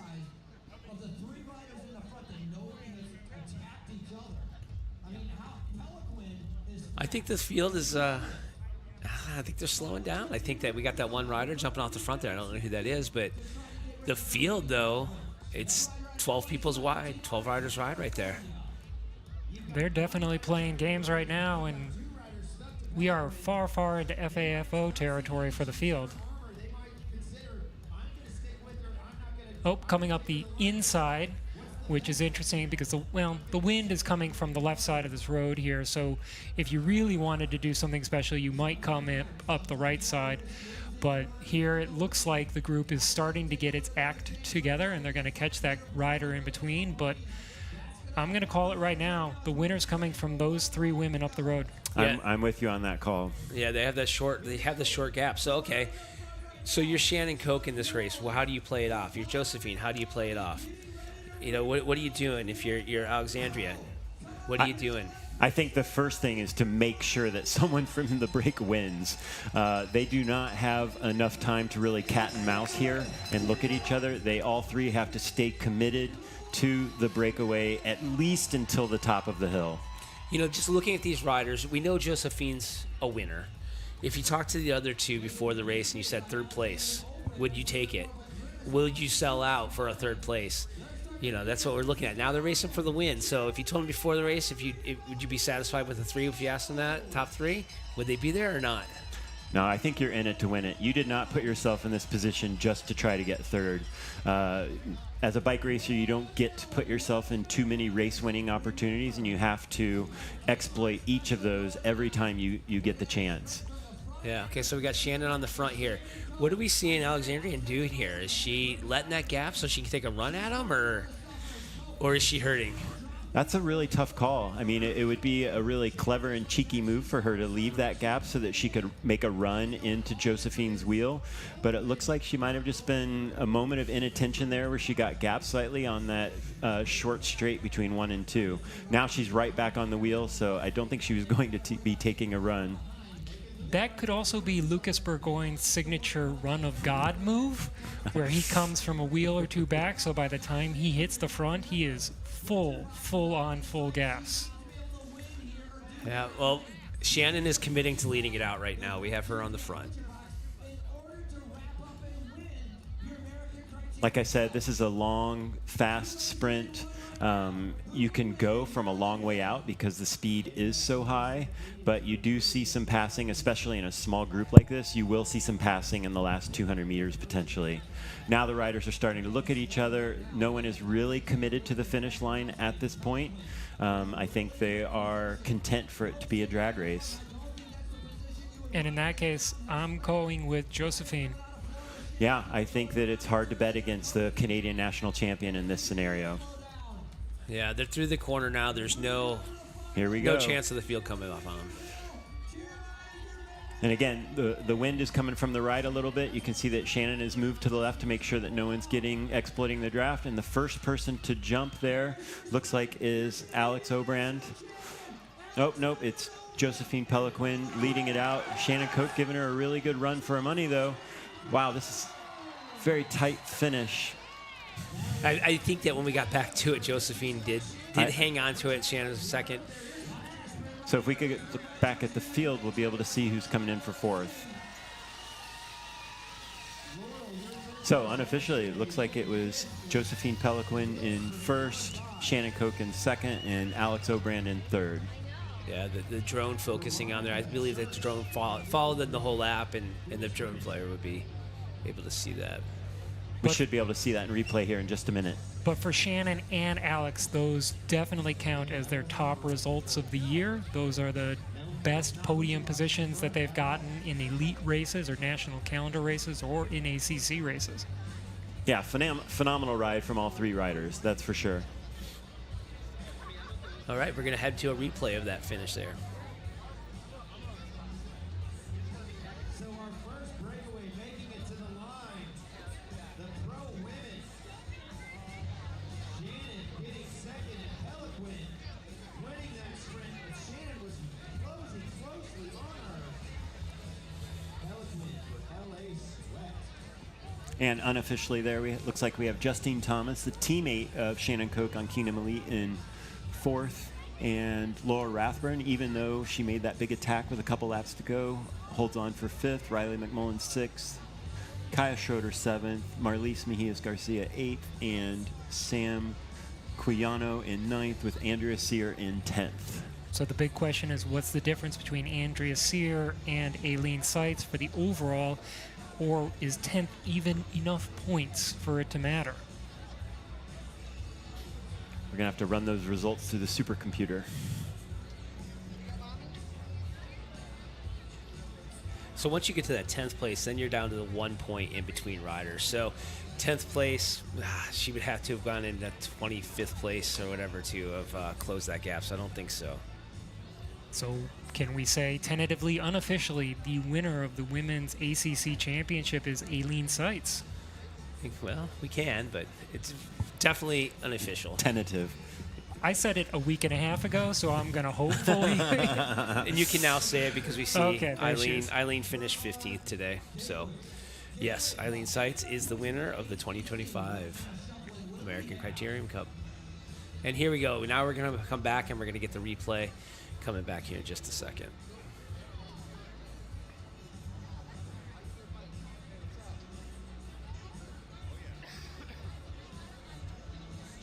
So big, strong finish from Josephine Pelican there, leading it out. Shannon Koch made a really nice run at her wheel. Very impressive finish there from the Kingdom Elite rider. And Alex Obran comes in third. Yeah, in this sprint here, Josephine just got the jump on him. That initial burst of power got 2-3 meters worth of a gap, and Shannon just fought back all the way to the end, and she was gaining on her, but unfortunately the road is only so long. Yeah, we all know where the finish line is, and the objective is to get there first. Doesn't matter how fast you're going when you actually get there. So I'm going to give this race a solid 9.5 out of 10 on all of the versions of the hill that I've gotten to see, because I love a good breakaway. Yeah, I agree with that. It was nice to see some real aggressive racing. It didn't follow the script, as it were, and some of the smaller or less represented teams were able to stick it to some of the bigger teams there. And I get to say officially that LA Sweat has called my bluff from the beginning of the year.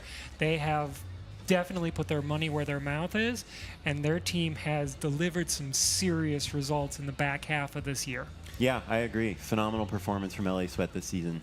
Okay, well, we're going to sign off here from the women's race. We'll be back for the men's race here in about 20 minutes, 15, 20 minutes. We'll be back with, and we'll do, a rundown of the women's race, or a recap of what had happened in the women's race.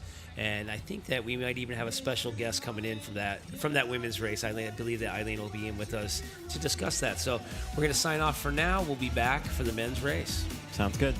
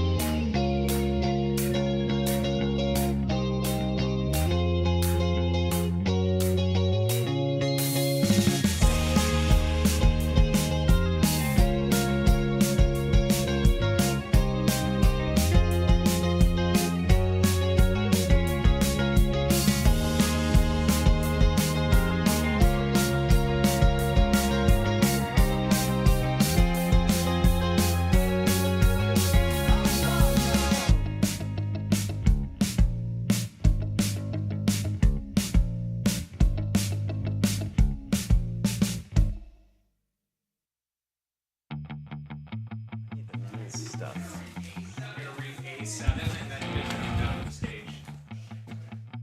I don't have any of the men's. We don't have the men's things.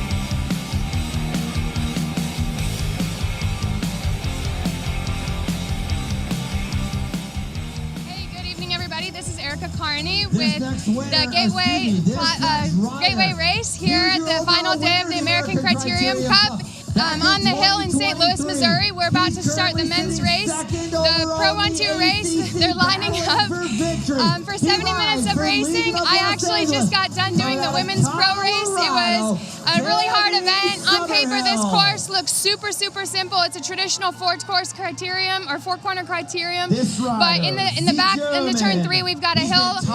It wears on the legs. It's super, super tiring over time. We've got wind today. That's a crosswind across the course. It's making it to tailwind up the climb, which makes it super difficult. It's a headwind finish coming out of turn 4. Today's focus is going to be all about teamwork. Who can keep their riders protected from the wind? Who can keep their riders out of trouble? We've got potholes. Riders, you will be going for 70 minutes. 70 minutes. 3 laps are over and 5 laps to go. The pit is behind you on the left. There's a giant pothole in front of the pit. Miss it. Don't ride around. To begin the men's pro race. What a race we saw with a tight finish in the women's race between 3 breakaway riders. Josephine Peliquin from LA Sweat took the win in a close sprint with Shannon Koch of Kingdom Elite and Alex Obrand of Golden State Blazers rounding out the podium. While Pelican took home the honors here on the hill, Aline Seitz successfully defended her lead in the ACC and has earned the top honors in the 6-race series. The podium presentations for both the men and the women's races and series will be at the end of this broadcast. Let's take it down to the stage and the start of the men's race. Actually, first let's see a quick replay of the women's race.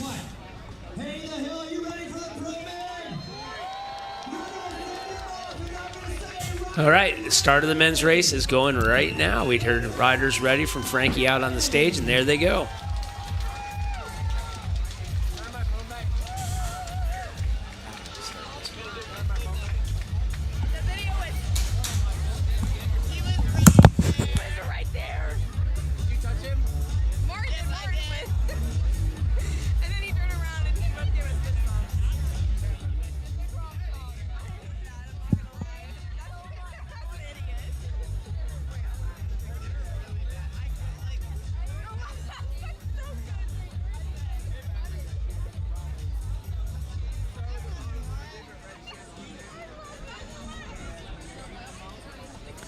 So what do we expect to see here, Andrew? We've got a couple of things going on. This is day 3 of the Bommarito Audi Gateway Cup.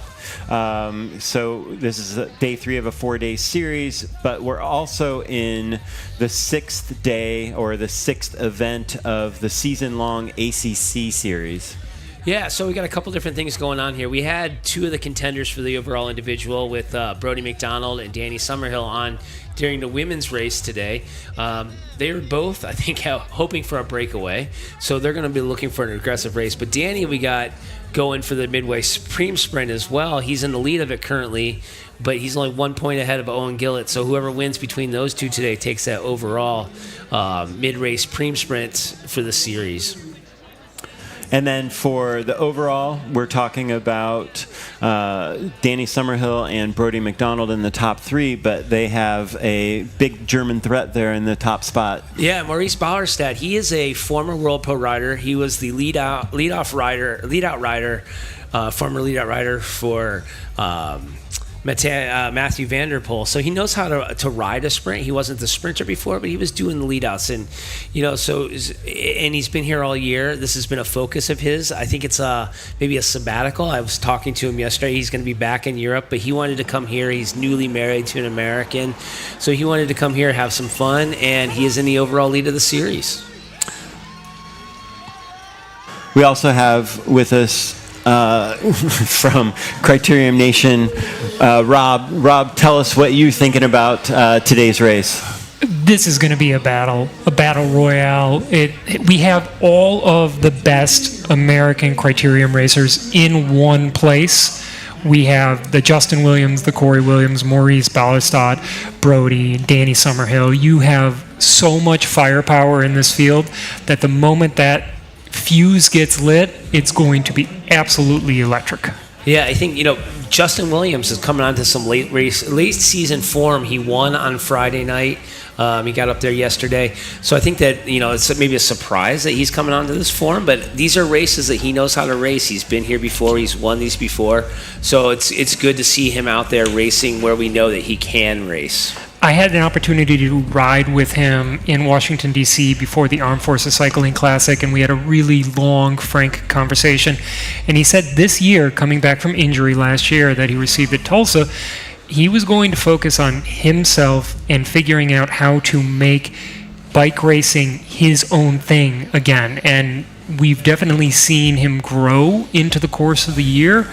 Definitely was not a big factor at the beginning of the ACC competition, but when you win at Lafayette Park, you've definitely made a statement that you are back. Yeah, and we've talked about some individuals, we talked about some teams, but I think that there's one team that we have not talked about yet, and that is Cadence Cycling Team, led by Lucas Burgoyne, the current U.S. national champion. They also have the U23 national champion and Luke Fetzer on their team. They are leading the ACC series. They've effectively won the overall series. Not necessarily going to be up there for, we have Lucas in 4th place in the individuals. He's not going to be up there. It would be really hard for him to win the individual. But as a team, they consider themselves to be America's team. And they have won 3 of the 5 series races this year with 3 different riders. We have had numerous conversations. Luke and Lucas came on the podcast and they talked at length about what the ethos is for their program.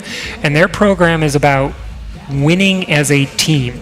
The individual is huge, and of course it's important, but winning as a team is their critical thing. That is their mission. Yeah, and I think they've shown it this year. I think that, early in the year, they're out there, they're getting the crowds hyped up. It's something that we haven't seen in a while. It's exciting to see them out there doing those things, and now they're backing it up with the wins. It's a team effort. We had Richard Holick, who came off of the Chicago Grit Series. He won that series, while the other 2 were at another ACC race in Boise, winning the Boise Twilight. So they've been all over the country. They've been racing as a team and winning as a team. And Luke Fetzer, we need to pause for 1 second. Luke Fetzer winning at Boise off the front is supposed to be not something that can be possibly done. Everybody says Boise's a sprinter's race. You don't even have to go that hard because it's 4 wide open corners and bone flat. Luke Fetzer proved everybody wrong that day. Yeah, I saw a video. I'm scrolling on Instagram. I saw a video from Lucas Burgoyne talking about 8 laps to go. They were discussing how they were going to win that race, and they won that race at 8 laps to go with sending Luke off the front. But we got a race going on right here. Ben, what's going on in the race? We're catching up on other things. I think we're actually seeing a $100 preem lap. Unofficially, I got some intel that the preem bell rang and that we have a $100 preem coming up. Doesn't necessarily look like riders are going for it. One thing I did want to bring up, and Rob, you might be able to expand on this. Last year we had a little bit of a wild card win with Wanarongo, and I'm wondering if there's anyone that you've identified as someone who's a threat like that we're not necessarily seeing at the front of the race or in one of the teams. Well, right now, the rider that's having kind of a resurgence is Brandon Fury, a.k.a. Monk. He has been lurking in that top 10 area in like the 6 through 10.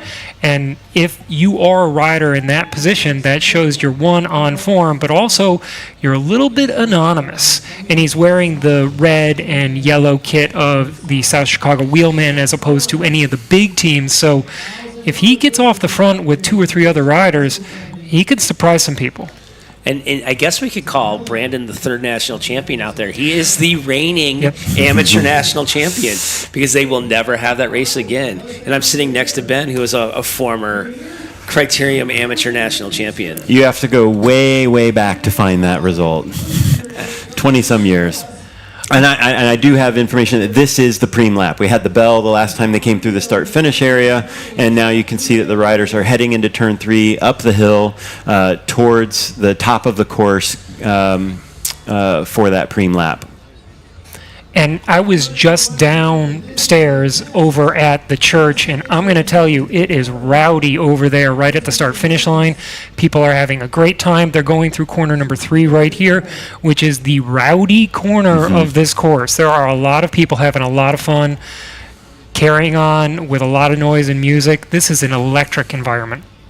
Yeah, unofficially, I would call that the Dutch corner of the hill, despite the fact we're in an Italian neighborhood. And speaking of not America, you just saw Ed Veal from Canada, the man, the myth, the legend. The real deal Ed Veal.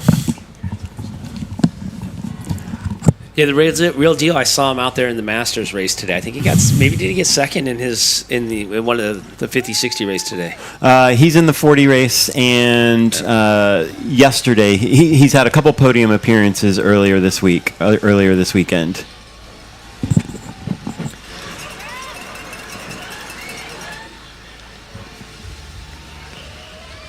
All right, so Ben, we're being joined here by Mike Weiss. Mike Weiss from the Gateway Cup. He is, I don't know, you're the man here. This is your event. Tell us about it. Well, I took this event over. It's like a 40-year-old event. I'm old, but not that old. But yeah, I've been running for about 25 years, and a lot of hats. Wearing a blue one. But yeah, it's it's a team effort to put this thing on, and it's really gratifying to see everybody here, all the athletes and all the fans. Yeah, I mean, in the Hill neighborhood, what's it mean to have a race that's been going on since 1968? I mean, that's one of the longest in the country. And then we have these crowds that come out. Obviously, it's like a grandfather claused-in event. Everybody knows Labor Day, Sunday, you come to the Hill. Yeah, I mean, this is a tradition for St. Louis, and this neighborhood is really iconic because it's like a closed community. Like, it is Little Italy. I mean, everybody it sounds like a sitcom when you go to a neighborhood meeting because it's like Goodfellas. I mean, like Joe Barbalia, Charlie O'Donnell, Tommy Stremla, Joe Smagala, John Bertarelli. You're like, I'm like, are these really your names? So tell us a little bit about what it means to the city of St. Louis to have the Gateway Cup each year. I mean, I even noticed that the signs announcing the event all say coming soon rather than the actual dates. And my interpretation of that is that there's some confidence there that it's going to be recurring each year. You don't have to buy new signs every year. Tell us how you got involved and what it means to the city of St. Louis. Well, there's a big sports tradition in St. Louis, and having a European neighborhood with a European sport in it is huge. In this neighborhood, I mean, it's a big soccer town here too, and this was where the Italian community beat England in the World Cup in the 50s. And so they're all about sport in this neighborhood, and they the Giro della Montagna is their name. They're like, it's called the Giro. There's 2 of them. One's in Italy, one's here. One's in Little Italy and one's in Real Italy. That's great. And then, correct me if I'm wrong, but I'm to understand that this is one of 2 permanent finish lines in the U.S. Have you heard that before? Well, yeah. I mean, I actually, like, all apologies to the racers. Like, every meeting, we're like, please don't paint the Italian flag in the corners. Paint bike race. Right. No bueno.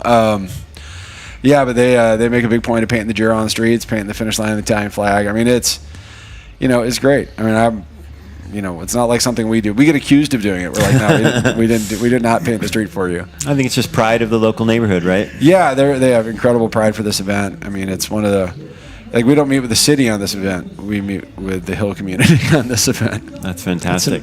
It's amazing. And Mike, you're the final race of the ACC. What's it mean to be you? And you're also one of the founders of the ACC. So what's it mean to you, to have this race be the final race of the American Criterium Cup for the year? Well, I mean, it is an honor to be part of the ACC because, I mean, they've been members that have gone, entered and left the ACC, but, by and large, it's a network of race promoters, passion projects, historical events, and there's something to be gained from learning from each event. And so starting in Tulsa, which is like a ripper to start your season with, and then, going to the other member events, we have a weekly call. We've all become friends, and we share. And that's, there's not like a championship race. We just happen to, by, the way the calendar falls. Yeah, the calendar falls. We're the last race, but it's I feel like every race that precedes this builds into our race.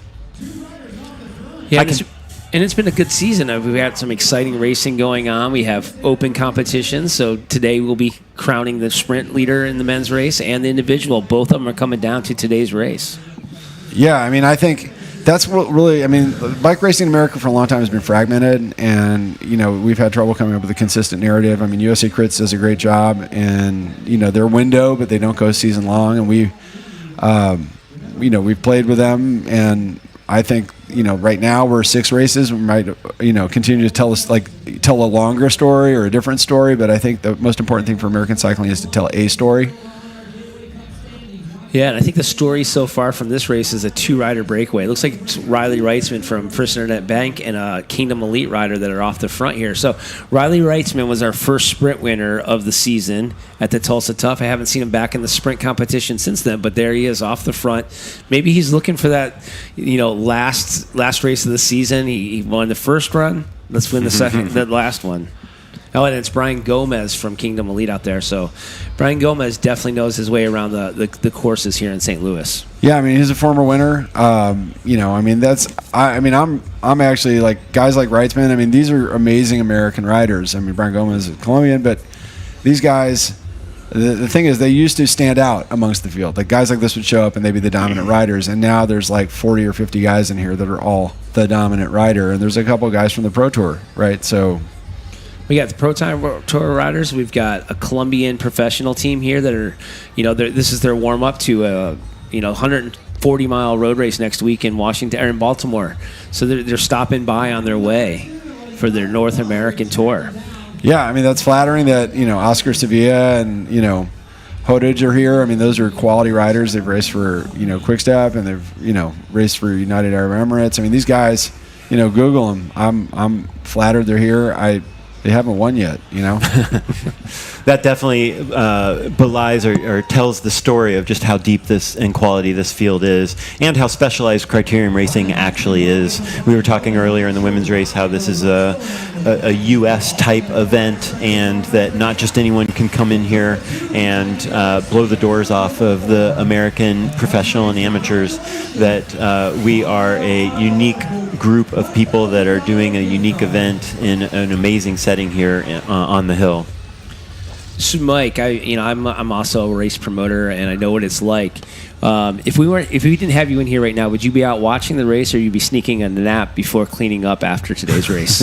I would like to do all those things. I think, one of the things that's really cool for us is we actually have a Devo team that we have in the race, the Cheney Windows and Doors team, and these guys are punching above their weight. They're trying to win.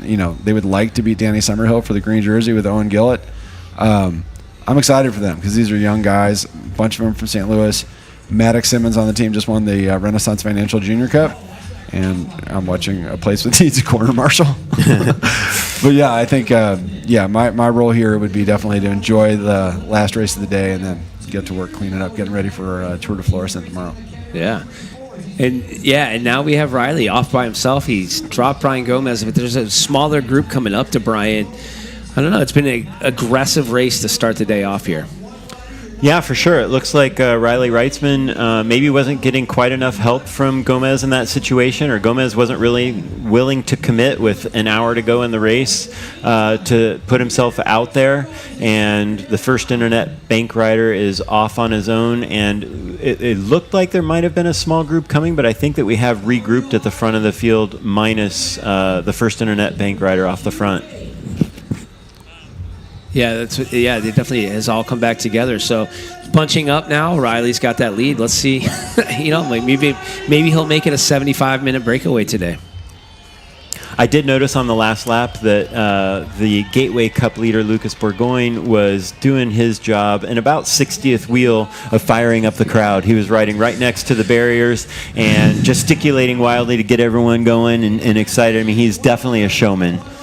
He is a showman, but he also shows it at the end. So he won yesterday in a field sprint. So I think that he is looking for the field sprint. He's not the rider that's going to break away, but he does have some confidence in his, I would say, first lieutenant, Luke Fetzer, who can sit on the front for 10 laps and close a gap of 20 seconds.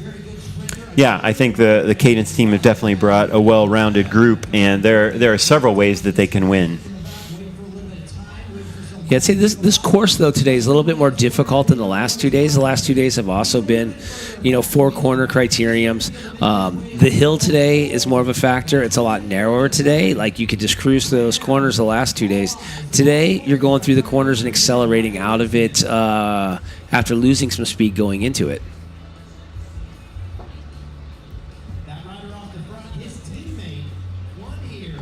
That's the great thing about this Gateway Cup, is that each day presents a new challenge, and seemingly each day gets progressively a little bit more difficult.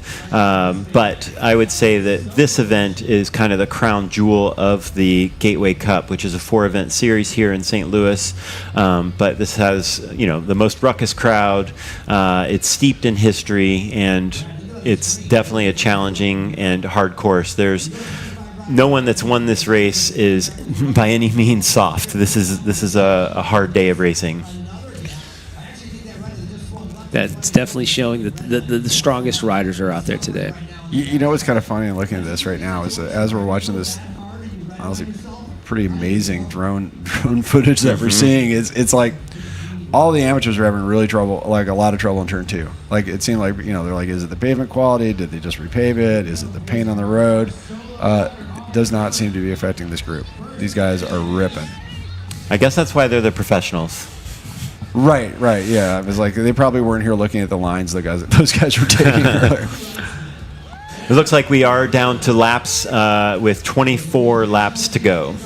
It's funny, like you said, that these are the professionals and they weren't looking at the lines. I think that as a race, the course evolves throughout the day as the ability of riders changes. What was the A line this morning for the Category 4-5s or for the junior race is not the A line for the pro races. And I think that if we had maybe flipped the order of races today, maybe some of those other crashes wouldn't have been happening because they would have seen what the A line is that the pros are taking and followed that line instead of what they saw. The Cat 4-5's taking. Yeah, and and honestly, it's a tight course, and taking that turn at 35 miles per hour is a lot different than taking it at 22 miles an hour. These guys are, I don't think they could take that same line. Like, the math wouldn't work. That is true.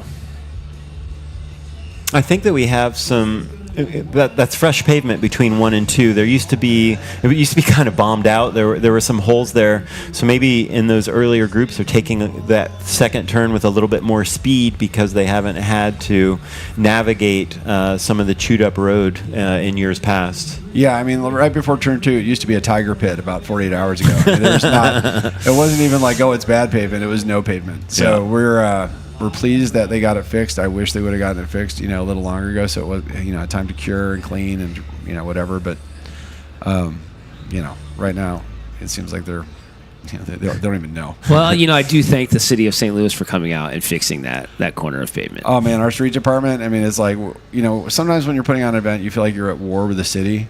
And this is an event where, we could be having like a natural disaster. We have so many firemen here. And, the strangest thing, like I talked to other race promoters and they're like, man, their biggest cost is police. We don't have police. Like we have a problem, we call 911 because on the hill, there's no crime. Well, you have the families. Yeah, well, I mean, there might be like organized crime, but there's not like normal. Yeah. All right, looks like Riley is still out there, and we got another rider joining him, but it looks like the field might be bringing them both back together here. Yeah, I think that the field's kind of just toying now with the riders off the front. There might be a couple that joined, but I think it was pretty apparent that when the field wanted to catch those guys off the front, they were going to be able to at any moment.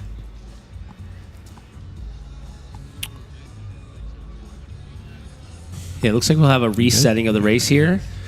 So, Mike, I'm going to let you go out and watch the last 15 laps of this race, and then you can get to work tearing down fence so we can set it up again tomorrow. Yeah, well, I have a little clipper that was a gift from Toad, so I really looking forward to using my little clipper holder. And make sure you enjoy a cannoli this afternoon. Oh yeah, we're going full cannoli, loaded cannoli, or the dog-aloni. It's some sort of corn dog wrapped in some pastry sort of, or something. Yeah, nice. I don't even know what it is. Sign me up. Yeah, where do we buy that? On the corner. Okay. All right. Well, thank you, Mike, for stopping in and giving us a little, information about the event. Thank you. Thanks, Mike. Guys. Thanks a lot. So now it looks like Riley Reitzman is coming back to the group. We still have one rider off the front. Unfortunately, I haven't been able to identify him, but one person that I am identifying on the front is none other than Daniel Hollywood Holloway.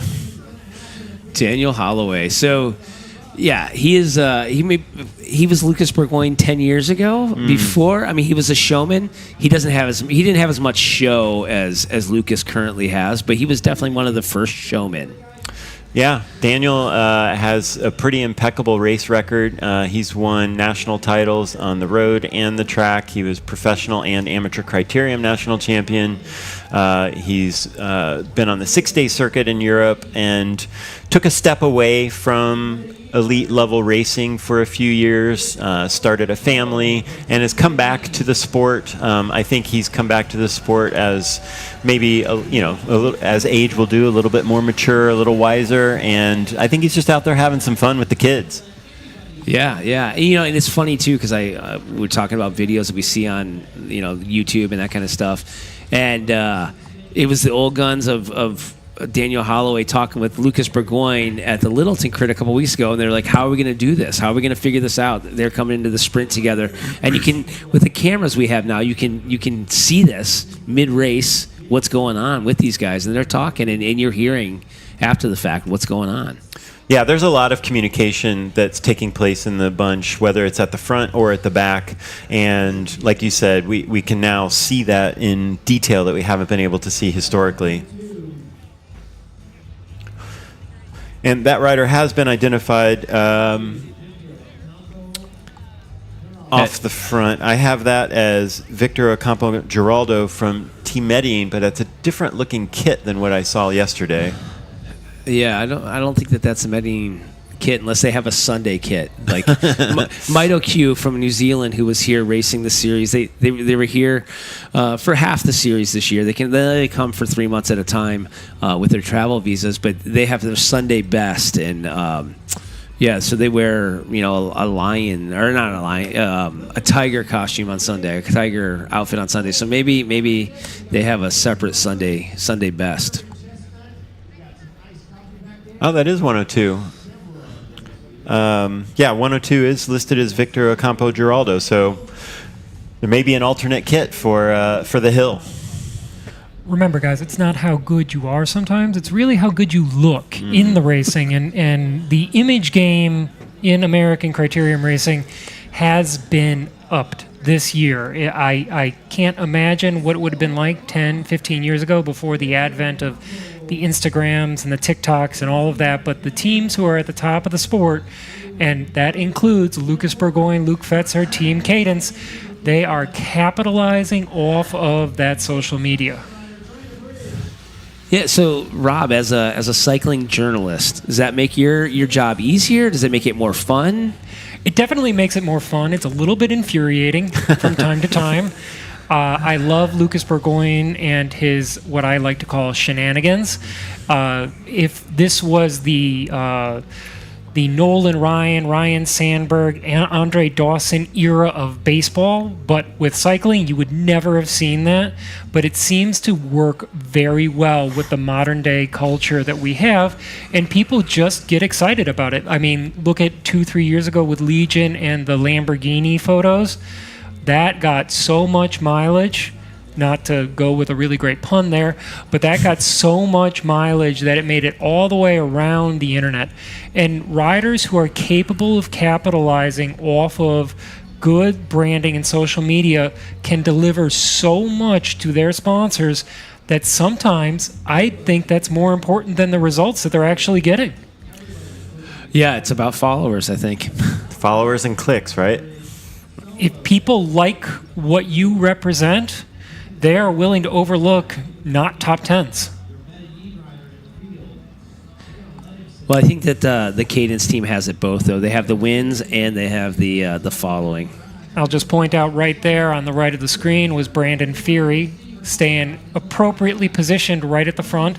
And that actually looks like potentially one of his teammates who's off the front right now. A great group of guys from the south side of Chicago actually were kind enough to give me a hot dog a few minutes ago. So was a little peckish after our race. So thank you to all of the South Chicago wheelmen. And this Team Medellin rider is just not giving up. Well, I think it's a different type of rider. This guy is used to doing 120-mile road races. You know, he's turning every 30 seconds here, but he's got that engine from doing those 130-mile road races. We're the third day into the series. Maybe some of these other guys are getting a little bit more tired, and he's just opening up for it. These are all elite athletes. They don't get tired. They're not like us. They're superhumans. And I think you're right, Rob. That is a South Chicago wheelman rider trying to come across. I'm not sure he's quite going to make it. It looks like he's maybe given up the ghost just a little bit as the field is coming up pretty fast behind him. And again, you can kind of see that single file near the front that indicates that there is some pace going into the group. But they are so smooth going through what is a difficult corner.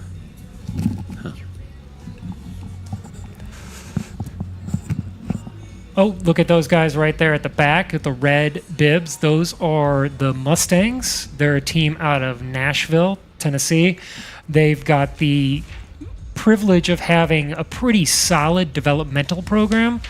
They've been building over the last couple of years, and they've got a lot of really great 2s and 3s, and they've really been focusing on finding a place for riders who are not 18, 19 years old, who are coming into the sport after graduating college, who want to get better, and providing resources to those people to make sure that they can keep growing in the sport.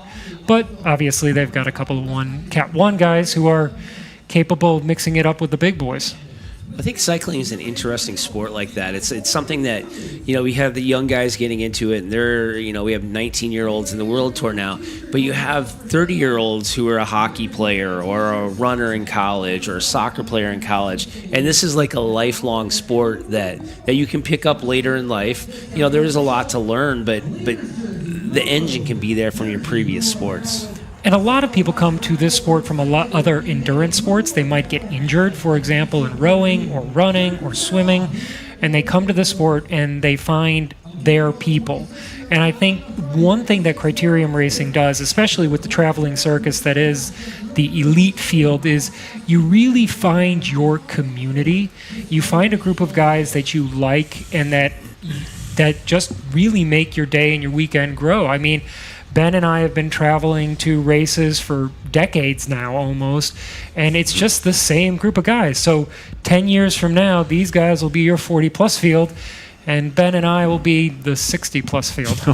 That hurts. It does, but the truth hurts. Math does not lie. Right. So I'm not currently racing anymore, but I did do a race 4 or 5 years ago, and it was everybody I was racing against as juniors. I was racing within the Masters field, so I'm there. And maybe next year. I mean, Ben and I have known each other for 25 years from that. But right there, Ed Veal, we've talked about him already. Ed is a 50-year-old, just magnificent human being who's still kicking around in the sport. Hockey player, too, from his prior life. Well, of course he is. He's from Canada. Yeah, I mean, is there any other sport in Canada? Hockey and curling? Curling, eh? Hey. I think the hockey players have a better chance of making it in cycling than the curlers. But Brandon Fury, another hockey player. Yeah, he's got $1 million smile, and there's only 2 ways you get $1 million smile from playing hockey. Either you won every fight, or you lost every fight and you got your teeth fixed. Either way, I would not get into a street fight with Brandon. Well, and he just bridged across this little gap. There's a little 3-second gap, and that's Brandon on the back of it. And that's a good place to get some distance, because some people may just not want to go really fast down this hill, and you get up to speed quicker than everybody else, and all of a sudden you've got a 5-10 second gap. Looks like we have a Cliff Family Drifters rider on the front of that little group of 4, 5. That could be Matt Storty. I'm not sure. I saw him on the start line looking cool, calm, and collected. Now, this is an interesting maneuver here. You're in a breakaway, and you decide to take a flyer. Looks like a Medellin rider again. Well, I think that, we were talking about they're from Colombia. They do the road races. They don't know the protocol for crits, maybe. There are crit etiquettes. And one of the crit etiquettes is you don't attack your breakaway buddies in the middle of a preem lap. But you know what? If he wins it, he can take that $50 home and, go to town. All right, I just got some intel that the sprint is coming up in the next lap. So I think we talked to Danny Summerhill earlier, and this is maybe a dream scenario for him. He doesn't have to do anything. He's got 3 guys up the road to cover all those points. So we'll see. We'll see, though, if Cheney Windows and Doors can put the team to the front to close this gap and give Owen a chance at the sprint. Yeah, for a little context there, Danny has a tenuous lead in the ACC sprint competition, and effectively what this is doing is neutralizing that competition, because the riders that can earn points, or the points that can be earned, are going to be gobbled up by this breakaway. These breakaway riders are not consequential in that competition, but what this allows Danny to do is sit back a little bit, and it assures that he can't be overtaken in that sprint competition. But that Medellin rider, unfortunately, I don't have a number on him just yet, is really driving the pace here. The 4 riders behind him, the Cliff rider, as well as another Cheney Windows and Doors rider, and Monk, Brandon Fury, are in that little group, but it doesn't seem like there's a lot of impetus in that second group. Well, it looked like there might have been some Cheney guys up at the front of that. So we'll see. We'll see. Oh, I saw this guy here at the back warming up before the race. That's a lonely, lonely position. There is no greater distance in the world than the space between you and the back of the field as you're getting dropped. Yeah, they are ringing the ACC sprint bell right there. So the Medellin guy's he attacked for that preem, but there is also $300 for the winner of this lap. So, I don't know. Maybe he's doing intervals, and it was his time to go harder, and the field wasn't going hard enough for him. I once had a friend who decided that the race was too easy, so he decided to breathe through his nose only to make the race harder for him. God bless Curtis Windsor. Well, I'm pretty sure that Norm Alvis used to do intervals of take a lap. So he would take a lap and then sit up and then take another lap. That is the Big Shark Cheney Windows and Doors team right there on the front, driving the field. And they're sprint. They only need 1 point, so they're sprinting for second here, and that's a point that Owen Gillett needs. And I don't see. Yeah, I don't see Danny Summerhill. Yeah. I see he's moving up on that right side there on the road. You see the blue helmet coming up the right side there, but he doesn't have a lead out, so he's spending some energy right now. But Danny Summerhill's also a magician. He can appear at the front. He is so savvy, so experienced that sometimes it just takes him 10 seconds, and there he is. He is getting a lead out, not from his teammate. No. From his good friend and former teammate, Daniel Holloway. Yeah. So yeah, we got third wheel there. We got in the field. Well, they're going to catch the Midland guy. So this is going to be a consequential sprint here. We have the Cheney windows and doors guys in the front with Summerhill lurking just there in third position. So the entire ACC sprint competition is going to come down to this one sprint in the next 15 seconds. Here we go. Good aerial shot. We've got right. That's Owen on the right and Summerhill on the left. And it looks like Owen's going to take it. All right. Sure does. All right. Look at that arm throw. And when I talked to Danny this earlier, when we were talking to him, I was like, Owen only needs to race for 35 minutes. And his race is, if you put your hands up 35 minutes into the race, your race is over, right? You called it. You definitely called it. And right on cue, we have a Medellin rider going off the front yet again. He took second in that preem lap, takes home a little bit of cash, and then keeps the pedal to the metal, driving the pace here. So when a rider goes off the front like this, are you expecting him to try to stay away solo, or is he looking for some friends to come join him? I mean, I think traditionally you would look for some friends, but, not being a traditional Criterium rider, maybe he's okay with being up there alone. He's like, it's 32 minutes left in this race. How hard can it be to go hard for 32 minutes? Yeah, that's a great point. That might be his warm-up. But I think who we do see countering that, and this is an interesting move, is Brody McDonald. When we talked to Brody, he said he was looking for a breakaway so we could spread some points out, and he thinks that was the way that he could win this. He took that opportunity. He's a spot behind Danny in the overall. He saw a break go, so he's chasing on that. Yeah, this is kind of the rub of Danny having to race, quote, 2 races today. He's in the sprint competition. He put out a lot of energy there to defend that, unfortunately for him, unsuccessfully. And Brody took that opportunity to capitalize on that energy expenditure, and now he's trying to create a little bit of a gap for himself to get into a breakaway situation. Yeah, I think that gap got filled in there, though. Yeah, it may not work this time. Right, but we'll be on the lookout for more. Have not seen Maurice Bauerstadt yet in the field. You've been following him all season. You saw him racing at the series throughout the summer. How can he win this race? How can he win this series? He can win the series in a sprint. He just winds it up from a lap to go. He's been freelancing. He has no teammates here. He finds the spot. He wants to be third wheel. He wants to be fifth wheel on this part of the course. He puts himself in that spot on the course in the last lap and plays it from there. He doesn't follow any particular rider. He just follows where he knows he needs to be to execute that finishing sprint. I saw another big move there from none other than Daniel Holloway, but it looks like that has been brought back. But we do have a little bit of activity there on the front, and they're still all chasing the Medellin rider.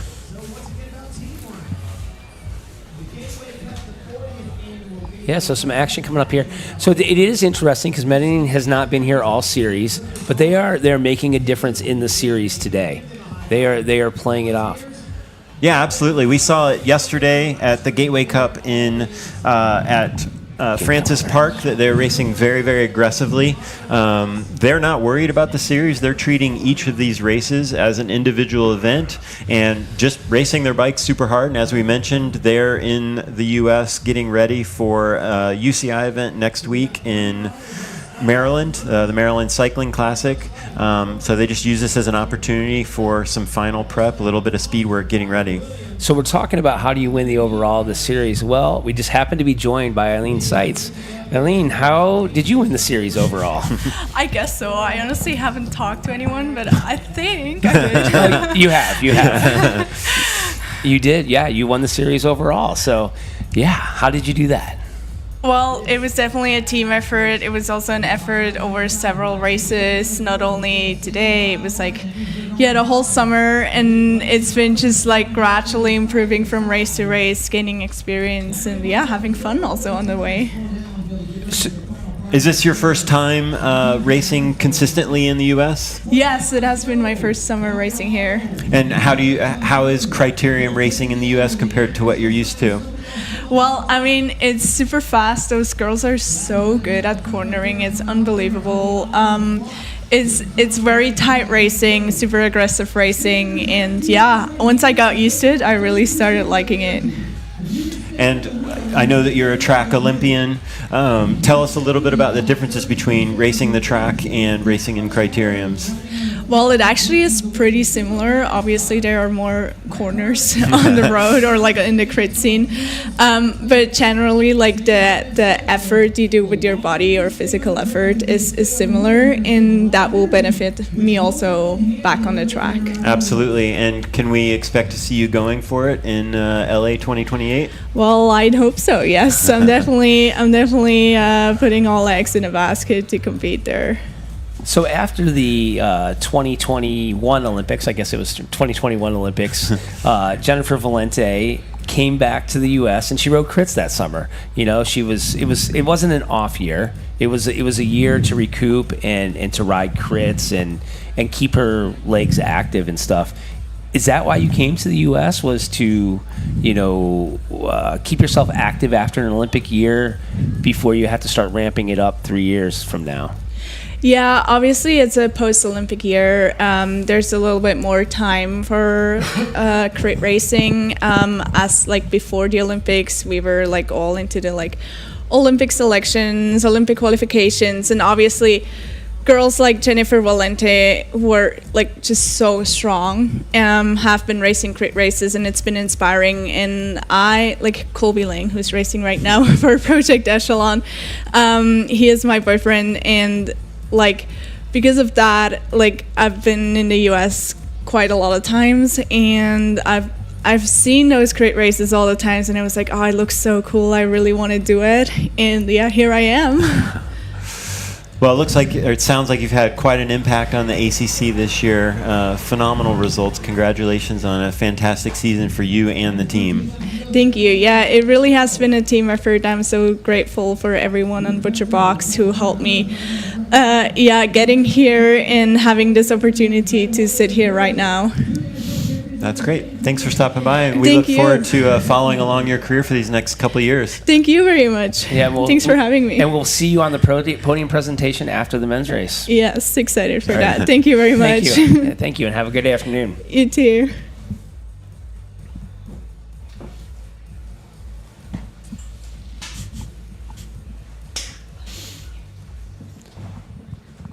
And I'm going to get a second here to brag about Aline, because she was our host rider for the Armed Forces Cycling Classic.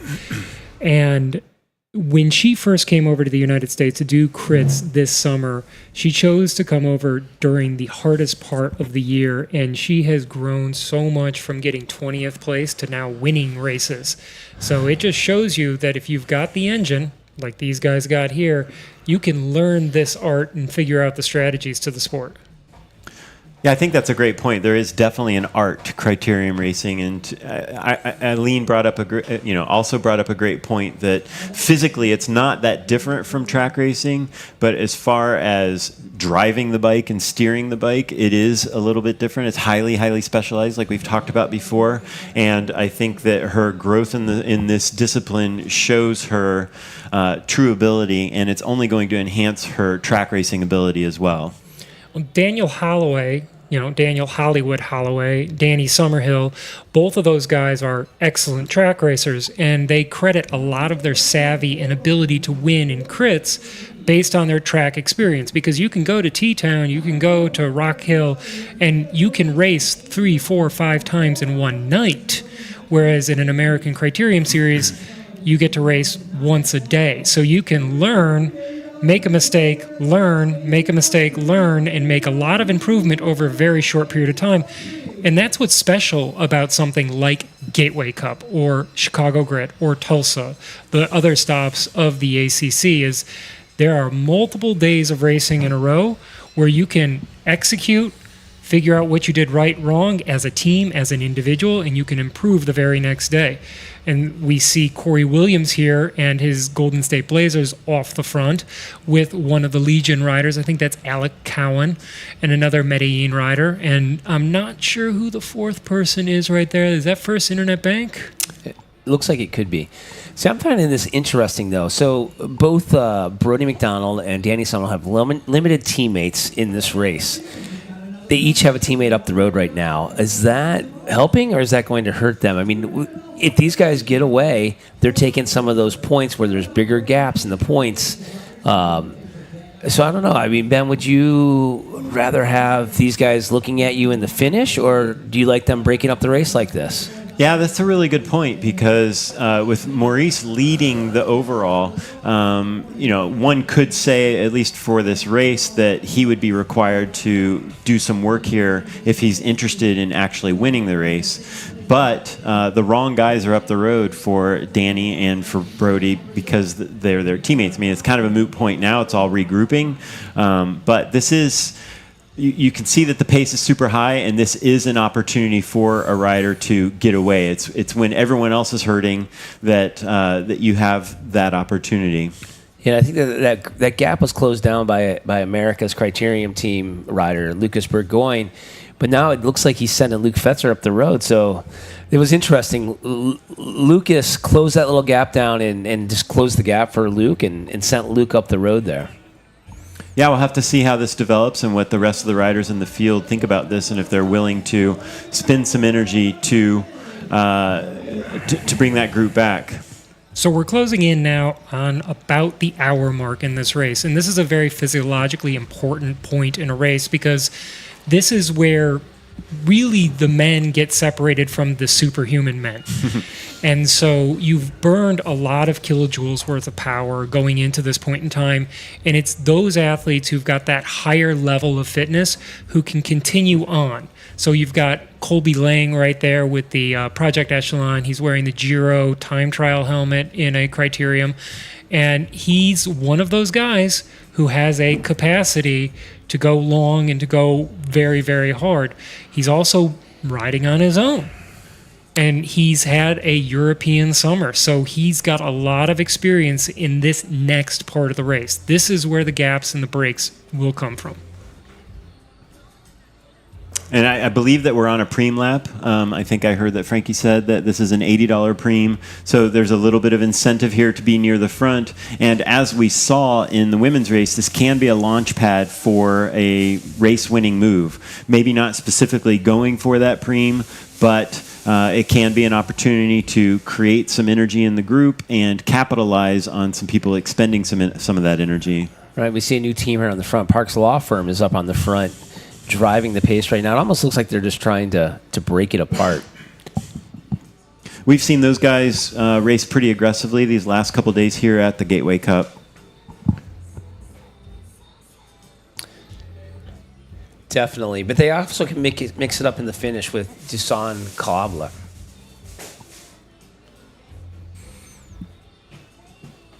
Dusan brings a lot of spirit to the race.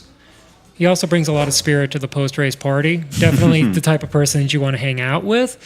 Team Medellin, yet again, being super aggressive. Maybe not realizing that the race is shorter than they think it would be. I mean, riding in the mountains outside of Medellin in Colombia, this might be an easy hill for them. Yeah, though they did show themselves in the field sprint the other night on Friday night. They did get a third place on the podium on Friday night with one of their sprinters. So they did show themselves in that race that night. He was wearing the Pan American Championship jersey, so he's not just a sprinter. He's the best sprinter in the Pan American Championship. Oh, there's Laguna Luke Fetzer himself right there behind the Medellin rider. Right. And a 10-year World Tour pro for that Pan American champion, so... Luke Fetzer is a big boy. I know the typical archetype for a bike racer is somebody who is basically a pair of lungs and legs, but the beauty of criterium racing is that it sometimes rewards the 185-pound, 200-pound guys. There is no single efficient body type. I believe we're on another preem lap here, and it looks like the Medellin rider, yet another one, is putting his eggs in that basket to see if he can get a little bit of a gap here going into that finish. But Luke Fetzer closes it right down. No, it wasn't even an acceleration. It was just a pedal a little bit harder, close it down. There's Justin Williams making his way to the front with that Red Bull helmet.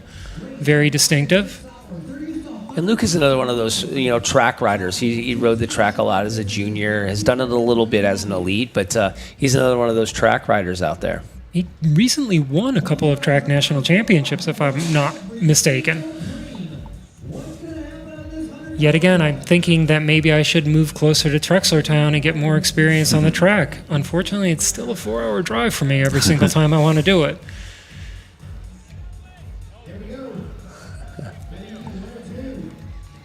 The Hill is the only time that I've ever seen parties happen on the front of a Roman Catholic church. Come to Milwaukee. Okay, I won't fight you with that one. I think it's a good fundraiser for the church today. They're doing the food. Looks like they're doing a good job of selling the food over there too. Years ago, they used to have a pasta party at the Bocce Ball Club right up the road, an indoor bocce club in the United States. I think I'm in heaven. They were showing only Italian racing movies. That's perfect. So I haven't really seen, maybe I just saw Brody McDonald up in the front, but I haven't seen any of those top 3 riders in the last 10, 15 minutes. So we're down to 17 minutes to go. We're probably, I think we're going to see 8 to go this time. 8 laps to go. It's almost getting too late to be a breakaway. Are these guys thinking about field sprints? It looks to me that outside of the Medellin guys, most of the riders are interested in a field sprint. I always find that contradictory because, we could probably count on one hand who are actually the best field sprinters in this group. But sometimes the speed is just so high that there's no advantage, or it's very difficult to establish any sort of advantage by getting in a breakaway. So, yeah, I think that a lot of guys might be even in survival mode. There are probably 40 or 50 guys in this group that don't necessarily think that they have a chance to win, and they're just trying to get the best possible result. But then there's another handful of guys and their teammates that are committed to that last 200-meter gallop. Yeah. So have we seen the winner of this race yet, or do we think he's hiding out in the back? Well, I haven't seen Maurice yet, and off air, that was your pick for the day. Right. And I just saw Justin Williams for the first time. He won Friday night. He's on good form. I think that you said that this is a race that he could win for the day. Yeah, Justin is my pick for the day. That's for sure.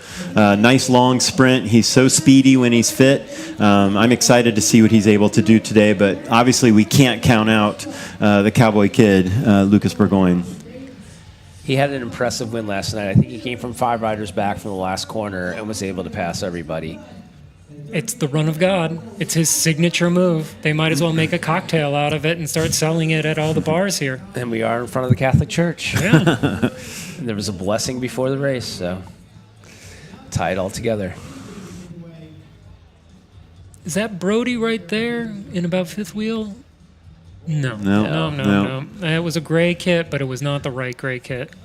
But I do see Wolfgang Brandl up there for the first time. Wolfgang is a sneaky rider.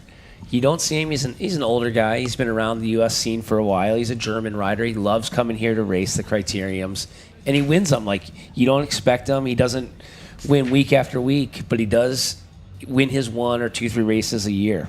And this year he's racing for Good Guys Racing out of New York City. An incredible group of human beings that I've had the pleasure of riding with on 9W, the major road going out of New York City. Really excited to see Wolfgang back in action. It's just good that we have so many international riders who find this American version of bike racing to be interesting and exciting, because it really raises the game for all of us. We have the Belize national champion on the front right there. And you've got Maurice, and you've got plenty of other great international riders who are bringing out the gospel of crit racing to the rest of the world. Yeah, and I was talking to some of Wolfgang's teammates at Tour of America's Dairyland this year, and they were not as experienced as him, but they were learning from him, and there's so much knowledge that he has from his last 10 years of racing in the U.S., and he's giving it back to the younger riders or the newer riders on that team. And then you see somebody like Dario Raps come over, the German Criterium national champ at Tulsa, lighting it up at Blue Dome that first night and basically making himself unbeatable for a couple of races. Yeah, I think right now we see Richard Holick on the front riding for that Cadence team. So they might start looking out for each other and looking out for the Cowboy Lucas Burgoyne for the field sprint in 7 laps. So based on what you guys have seen this year with the other ACC races and the performances of team like Cadence, like when would you expect them to take the front? Cadence they're not one of those teams that takes it from 10 laps to go. We saw Legion doing that 5 or 6 years ago. We saw UHC doing that 15 years ago. Cadence is so, I think, confident in their ability to move around the field. They'll play off, they'll let the other teams do what they're going to do, and then in the last 2 laps, they're going to be together and they're going to sell out for each other. It's a team winning effort. They all get to win on the team. So I see it later than we have become accustomed to from the more dominant teams. So more of a turn and burn approach. Right, and a lot of times they get the second rider on the podium because they can save it till later. Definitely big possums walk late. That's what my view of Cadence is. They will stay in a position ready to pounce, ready to strike, and then turn it on at that last possible second, a la Rainstorm or American Cycling Group from the years past. Did notice that a couple of South Chicago wheelmen were amassing towards the front in their very distinctive yellow kit right there. And we do have a little bit of a gap, and I'm not sure if that is a lack of interest on people in the field right now to chase down that gap or not. Those Legion wheels with the bright yellow zip is just so easy to spot in the field. You know exactly where that team is. So much for black on black these days. Well, I like it. I do like being able to tell who's where. Which is part of the reason why I wear a bright orange helmet. My wife always knows where I am in the field, but all these guys got the white helmets on. Maybe we could get a little bit more flash and panache a la Marlise Mayas Garcia in her Cuban National Flag Championship hat. Well, now we have 6 to go. They just saw 6 to go, and I do think there's a group of 4 off the front, including Corey Williams, the Belize national champion. Yep, there we go. 1 Medellin rider, 1 Foundation rider. Cesar Sierna from Cadence there. I don't know that he has won yet this year. He might be the one rider who has not won yet from Cadence. He's the consummate teammate. I just got a little bit of intelligence here from one of the team owners of Project Echelon, and he said Colby Lang should be lighting it up very soon. So you might see 5 to 6 laps worth of just Colby Lang firepower getting thrown in there. I'm here for it.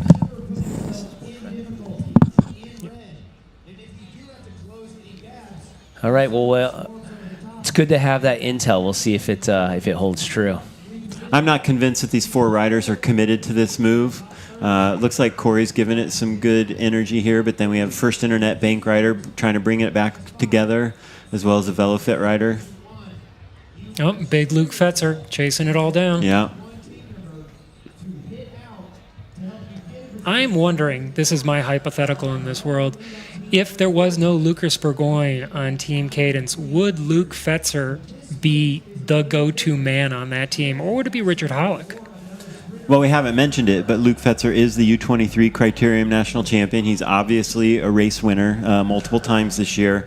I think that's a great question, but I also think that it's great for a team like that to have multiple tools in the tool chest. I think Luke Fetzer is kind of a calm, cool kid, and would he accept that role? Richard played the role at Grit, and Lucas has played it a lot this season. Does Luke play that role? I don't know. I mean, he does have a California vibe to him. I mean, he'll show up to the party in a hoodie on his motorcycle that he bought this year with his professional earnings. So he's young, and I think that he's one of those rare selfless riders. Yes. Which is not normal in this sport, even though it is a team sport. So kudos to them for finding that right mix. And I think big part of the reason why Lucas and Luke stick together is because they know that they work so well as a tandem. And add Richard Holick in there, and now you got a diesel engine. And we did just see 5 to go. Obviously that means that we have just 5 laps until the finish, but there is something that can be of consequence there, and that means that the free laps are over, that the neutral wheel pit is closed, meaning that if you do have a mechanical, if you do have any sort of incident on the road, you do not have the opportunity to take that free lap. So that usually is sort of a psychological indication that the end is near. Okay, so I see the Aero helmet coming to the front. Yep. That is Colby Lang. We got that intel. He's about ready to light it up going across the top. Oh, you also see Tyler Williams with his distinctive feed helmet with the Miami Blazers.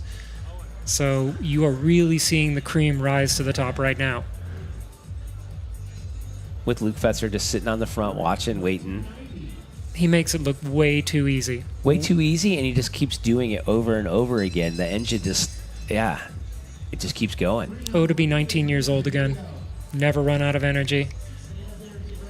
There goes Colby. Is that Brandon Fury on his sitting third wheel there, or is that another South Chicago rider? I don't know. It looks like somebody who's got a beautiful smile, so that I'm guessing that's Brandon Fury. You can see it all the way from the space station. And we have a $300 preem coming up on this lap. And these preems have been brought to you by Cheney Windows and Doors and Bommarito Audi. Yeah, we're very fortunate to have those sponsors on board here at the Gateway Cup. They're the ones that make this happen. I'm definitely looking for a new car in the next couple of years. I may have to check out Bommarito Audi at the end of this. That was not Brandon. No? That was a teammate, so... Could it be Craig Kielbasa? Maybe. The most Polish name from the most Polish city in the country?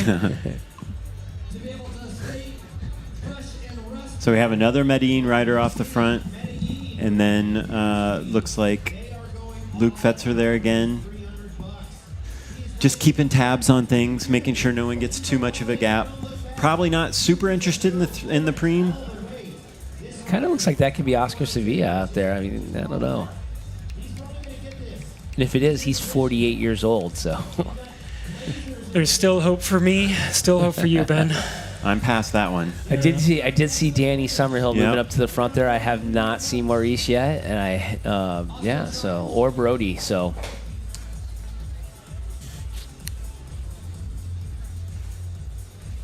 And I see Burgoyne there lurking about 10th wheel. Keeping tabs on thing at the front.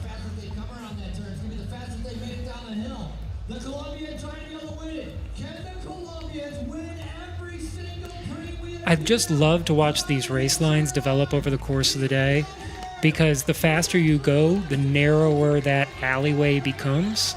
And so there sometimes becomes only one racing line when you get to the elite race, whereas if you're in the Cat 4 or 5 race, there's multiple ways to do it. But here, coming around that corner there, they look like they're going wide, and that road, you run out of road really fast as you go wide through corner 4. Yeah, I think there is a speed limit on the course. Riders can go 38 miles an hour, but this course has a speed limit that you can go through the corners. The last couple nights, you could go 36 miles an hour through the corner. This one, there is a speed limit. And I just got, I just recognized that the Colombians have won. The Medellin team have won every preem in this race. I think that they're showing some good form coming into the Maryland Cycling Classic next week. Well, I think they go off the front, somebody will bridge up to them, and they just keep going hard. It really is like they're doing intervals, and then they'll go back into the field. It's entirely possible that this could be the $10 bike racing for $10 a day sort of motif of they need to get to Baltimore from St. Louis, so get that gas money. Colby's still sitting there second, right Colby's second wheel. Is that Chris Tully on the front there? No. I might have been riding for Cadence? For Cadence. It didn't look like Richard Holick. I didn't see the flowy hair. Let's see going through the corner here.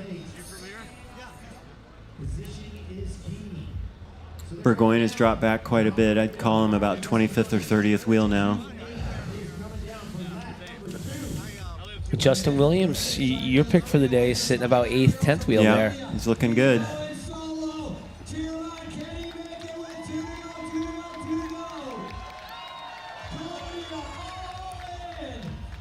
And you can see his teammate actually starting to move up a little bit. Well, there's a big move up to the front from Burgoyne. with Brody McDonald on his wheel. Brody on his wheel, yeah. And there's Maurice. He's hidden in there, the red jersey with the white helmet, sitting back behind that yellow jersey there. 2 or 3 spots. I don't know if you remember that line from Hoosiers where the coach said, I want you to pretend like the guy you're guarding is bubblegum, and by the end of this game, I want you to tell me what flavor he is. That's Brody McDonald and Lucas Burgoyne right now. Brody is stuck to that rear wheel. It's a pretty good wheel to choose. So when Brody was on the show a few months ago, he pointed out that in order for him to beat Burgoyne, he needs to catch Burgoyne out. He understands that he does not have the same top speed and overall wattage as Lucas does, but if he can catch him at the right time in the right corner, he can get the win. Look who we have on the front there. Luke Fetzer driving, chasing it down. At 2 laps ago, that Medellin move is worrisome. I wouldn't call dangerous yet, but it's definitely worrisome. If you are Luke Burgoyne or Luke Fetzer or anybody not from Team Medellin. Yeah, and right on Lucas's wheel there, or Luke's wheel there, is Richard Holick. So I think that Burgoyne has probably told them that I've got it today. If you guys can bring it back for me. Now the question is, if they catch him and somebody like Colby Lang counters, is that the smart move, the 1K wonder move to see if you catch people out?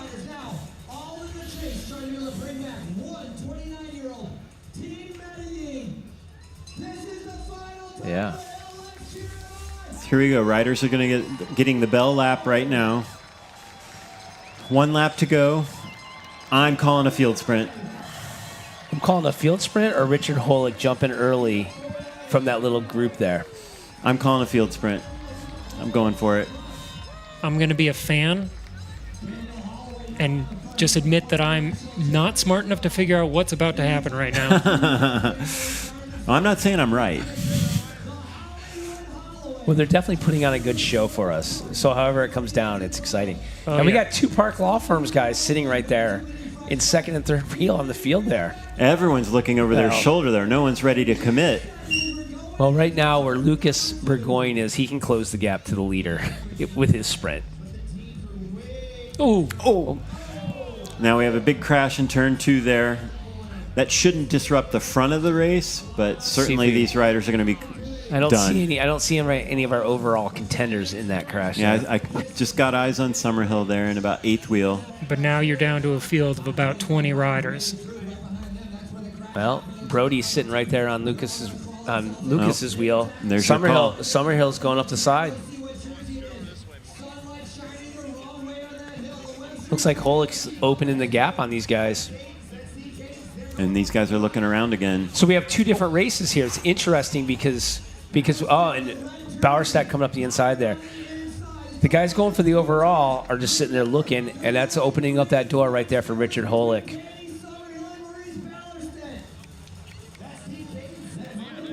This is where you've got more than one race happening at a time. Yeah, and you got Parks Law on first wheel. 2nd wheel is Brody McDonald. 3rd wheel was Maurice Bowerstadt.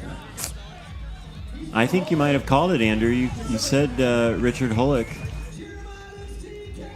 Oh, he's going to have enough room to figure out what he wants to do when he posts up. Now we just need to get to that field sprint there, and it does look like Maurice was able to hold him off there. And then jam on his brakes before he hit Richard. That was that change of speed we were talking about earlier. That's the most dangerous part. So unofficially, we have Richard Holick in first, Maurice in second, and I did not catch third there. I didn't catch third either, but with that second place, Maurice will hold on for the overall of the ACC. So once we can confirm that was the case in that sprint, we'll know the overall as well for the ACC. That was an exciting finish. I don't think that any of us thought there'd be a breakaway with 6 laps to go that would hold it off. We've got the official feed. I'm hoping that's some UCBC libations for the riders. Well, you noticed your smiler was the first one to grab one. Never have dinner with Brandon Feary and think you're getting out of there with just one beer. And he will give you the best advice ever. He's one of the great sharers of the sport.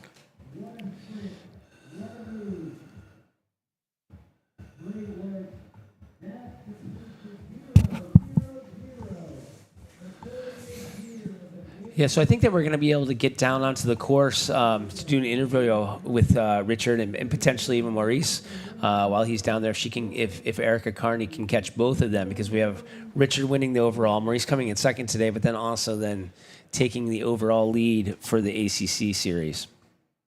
So right when we can get down to Erica, we'll send it down that way. So Rob, what's your takeaway today? I mean, this is the fun part right now for these riders. They get to be fans of the fans, and so this is really super cool. But the hill always gives. It always gives so much joy and so much fun to all of us who love this sport so much.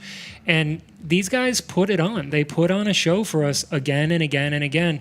And it's just, there's a reason why I come to St. Louis every Labor Day weekend. When people say, where are you going? Are you going out of town for the week? You going to go to the beach? Whatnot? And I'm like, no, I'm going to St. Louis. They look at you a little strange, and you go, Gateway Cup, Criterium Racing at its finest. Well, I think that the Midwest, you get the two coasts, and they're like, the Midwest. Why would you go to the Midwest? Midwest in the summer, can you beat it? I don't know. And we have the Crit Series. We have 4 days here, 10 days in Chicago, 11 days in Milwaukee. It's the Midwest. It's the place to be for Criterium Racing in the U.S. And I don't know, does Tulsa count as the Midwest, or is that the Great Plains? It is part of the Midwest. So. There you go. So you've got so many days of racing in such a great spot in the country that's just gaga, just absolutely gaga for Criterium Racing. Oh, there's Dante Young looking his finest, resplendent in Pedal Mafia. Erica, if you can hear us, if you can see Maurice as well after Richard, that'd be great. Oh, there it is, the celebration between America's team. And I guess Richard's not an American, but he counts. We've been having a debate whether or not Richard counts at this point in time, and I don't think that we've settled the answer, but that is some beautiful hair. Oh my gosh, those flowing locks are exactly what we need. Celebrating with your teammates, can you give us a quick rundown? How did it feel today? Carney with Richard Hullock. It was a pretty dicey course the whole time. The pace was high from the gun. It was pretty single file from the start. A few crashes early on, I think, spooked a few people. So they gave, especially corner 2, a bit more respect. And then from then on, just steady attacks, pace always high, but no break ever too big and ever too far that was too worrisome. Can you break down the last lap for us? Tell us how it happened. How do you get across the line in the first place? Well, first we got to start with 2 laps to go when there was a break of one Canadian rider that was up the road. Luke rolled up on the last straightaway with 2 to go, pulled for a full lap, got me within shooting distance as we were about 3-4 seconds off the peloton.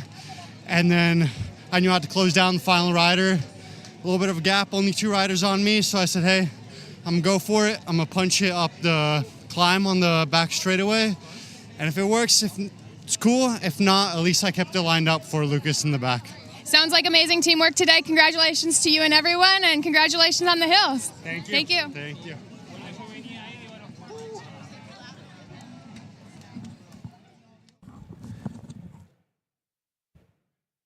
Yeah, thank you, Erica, for getting that right after the action interview with Richard Hullock, the winner of today's race. So what was your takeaway from the race today, Ben?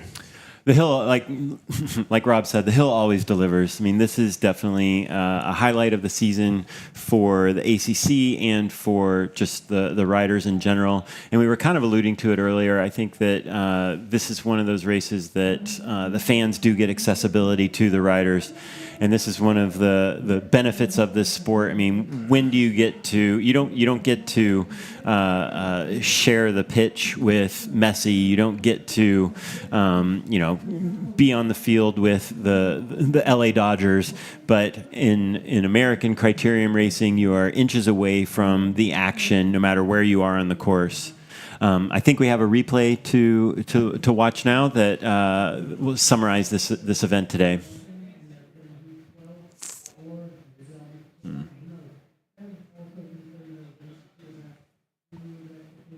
And admittedly, this right here is... Oh, here we go. So Holek knew he had to put a little bit of extra energy in there in the last 25 meters or so, but he knew that it was a done deal. Got to think about his celebration, celebrating the team performance today, while the rest of the peloton sprinted into his back wheel there with Maurice leading him through. And I think this is a great pitch for disc brakes in road racing right here. Yeah, that was a great move by Maurice. Sprinting as far as he needed to and then being able to put the brakes on before not making it. That's a lot of composure in a very stressful moment. That's what makes him a professional. He's one of MVDP's MVPs.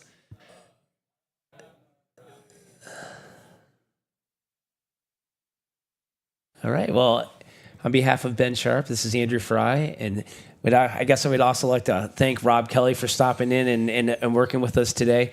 But yeah, thanks for joining us today, and please stick around for the podium ceremonies for the men's and women's races and the ACC overalls.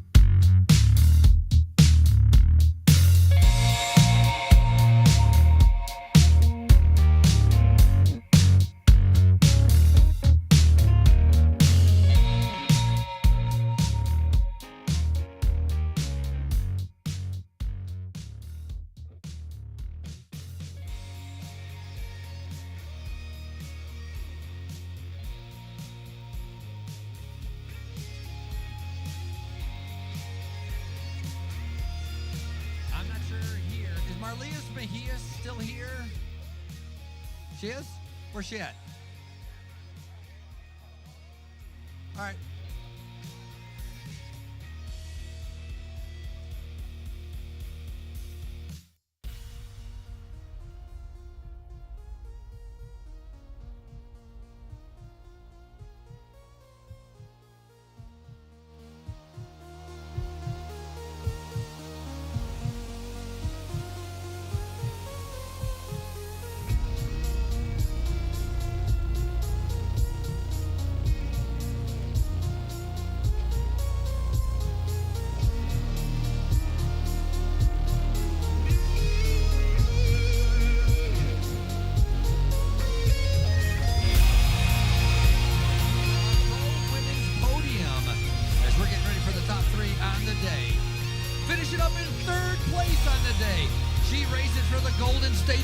The Canadian Alexandrine O'Brand. They're all fucking down the street here.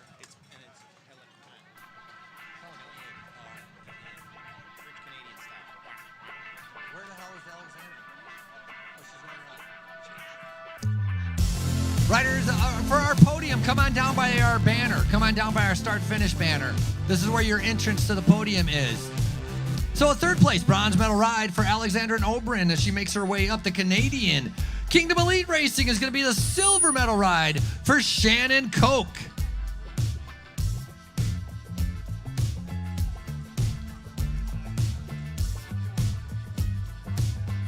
Second place and third place, but number one on the day.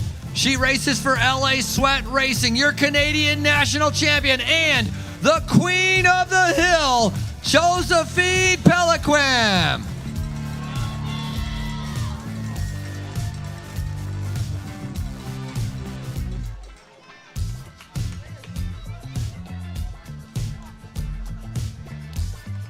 Arms in the air, celebration, congratulations. Your top three here at the Hill. Peliquin, Koch, and O'Brand.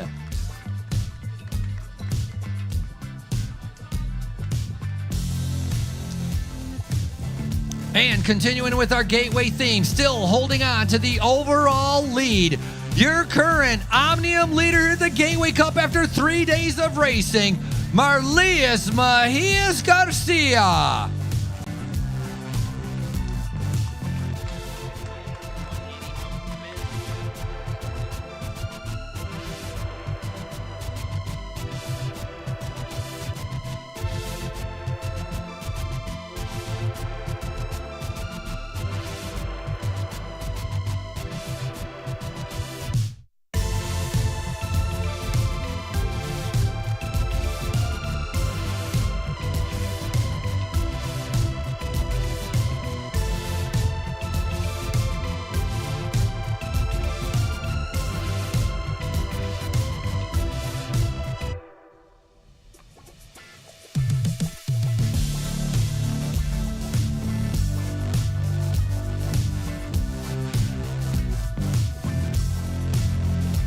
Moving on our day for the top three for the men, our top three for the Gateway men. All right, man, are you ready? So, in that sprint, Golden State Blazers, Brody McDonald getting up there fast. Come around, come around. And we have our German here, Maurice Ballestad.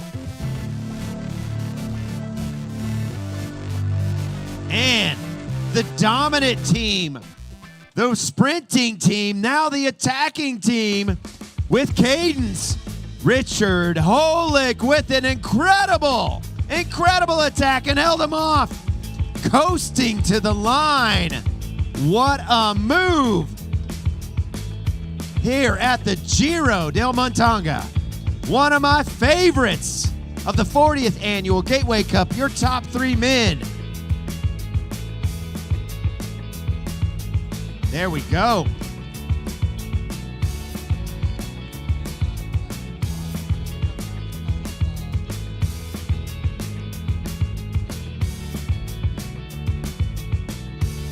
Now, The winner's teammate, the Cowboy in the Omnium overall, holding tight. Team Cadence, Lucas Burgoyne.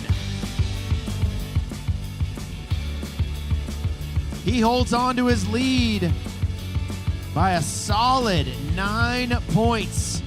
Second and third are tied with 39 points. Justin Williams and Brian Gomez. It's all going to come down to the last day, but Lucas is looking pretty good.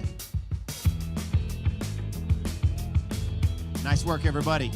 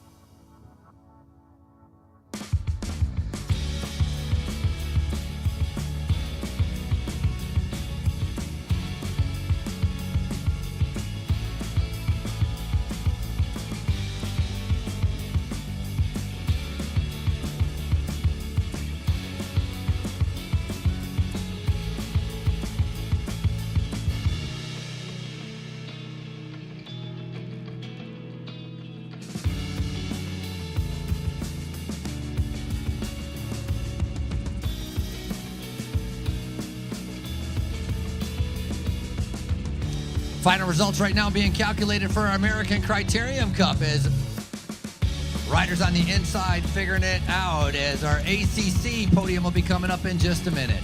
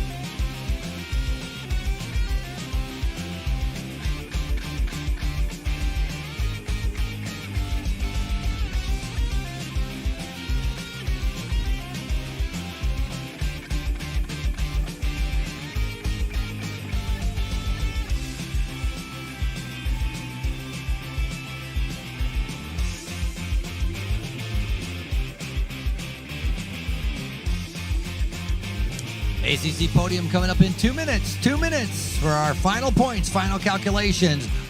Year-long competition, traveling to 6 different cities around the nation, and now wrapping up right here on day number 3 at the Hill in Gateway Cup. Right here in St. Louis as we're 2 minutes out to our ACC podium for the men and women.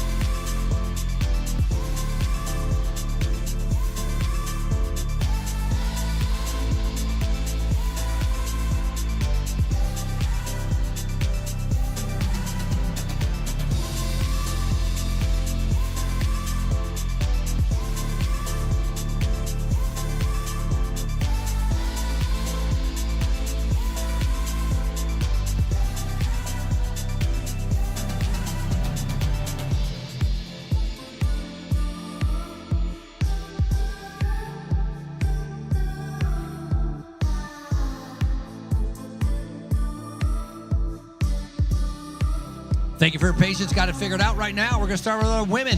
Once again, our podium entrance is by our truss. Come over to the start-finish line. Once again, you enter the podium over by our truss. And with the American Criterium Cup, we're going to start off with our top 3 overall for the 2025 season. Like to be able to start off in 3rd. Virginia Blue Ridge 2028, Riley McMullen.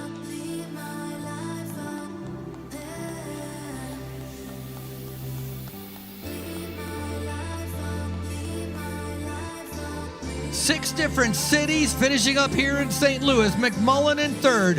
In 2nd, riding with the green jersey, the Fount Cycling Guild, Andrea Sear.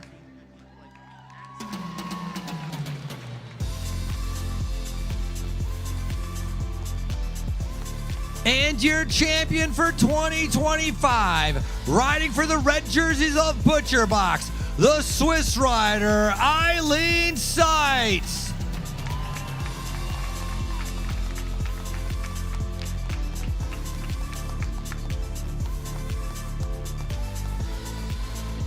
We traveled the country, and your top 3 are right here in St. Louis. Congratulations once again, Seitz, Sear, and McMullen.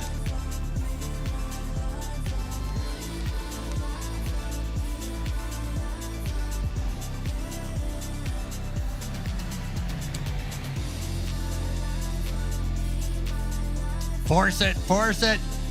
Champagne celebration, maybe. Yeah, there we go. Celebration all around. Many months of hard work as our riders celebrating their achievements with our top 3 in the American Criterium Cup.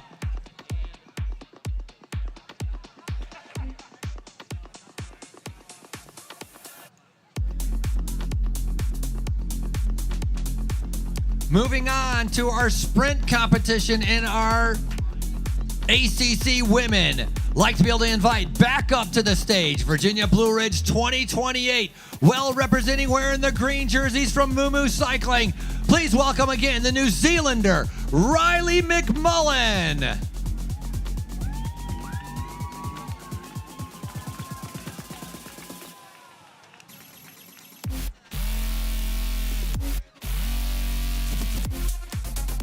Going from blue to green with the final piece of the puzzle. Virginia Blue Ridge 2028, your ACC mid-race sprint champion, Riley McMullen.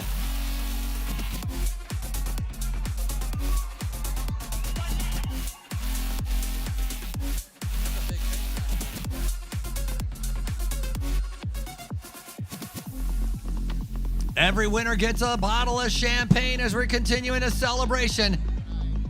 Riley was laughing at Aline as she was trying to get the champagne open. Now it's Riley's turn.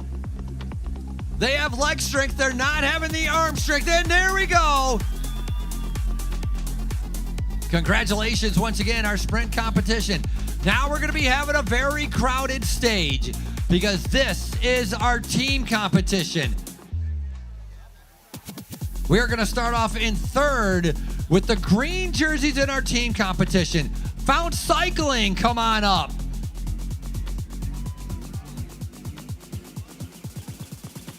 Fount Cycling, 3rd in our team competition. 2nd in our team competition is going to be the red jerseys of Butcher Box.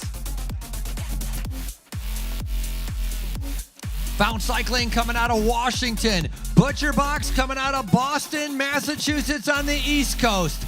And your winners, the blue jerseys of Virginia Blue Ridge 2028. Your team champions here for 2025 of the American Criterium.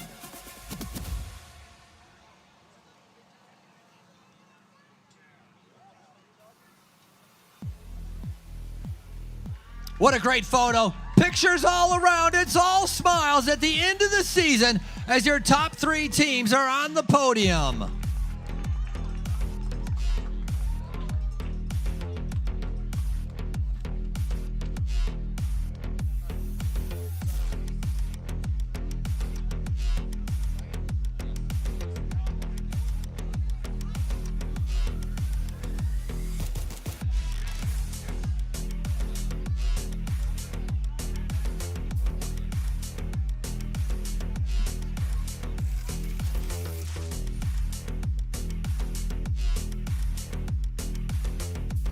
Not enough to have one bottle of champagne. We're going to have 3 bottles of champagne. Virginia Blue Ridge first to get that champagne open. First to the podium. Found Cycling to get the champagne open. Come on, Butcher Box. Come on, Butcher Box.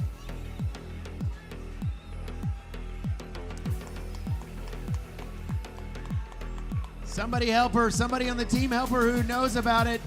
Peliquant. There we go. Yeah, there we go. It's a 1, 2, and 3. Excellent. Nice job and congratulations again. Your top 3.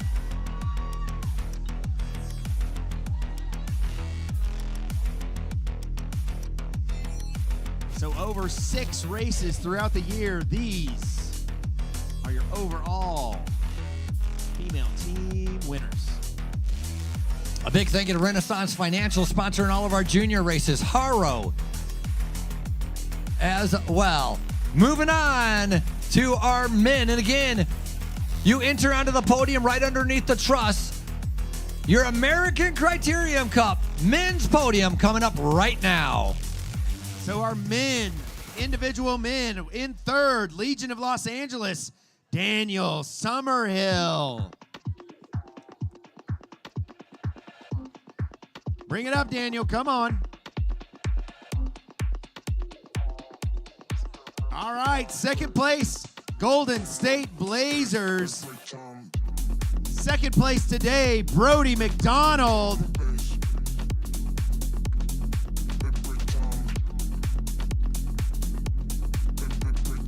And your overall winner, the German, Maurice Ballasted.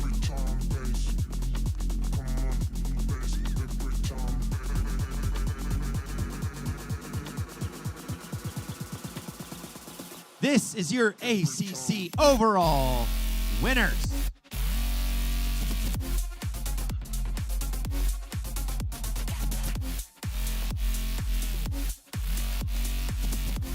There we go. That's a lot of power on that stage.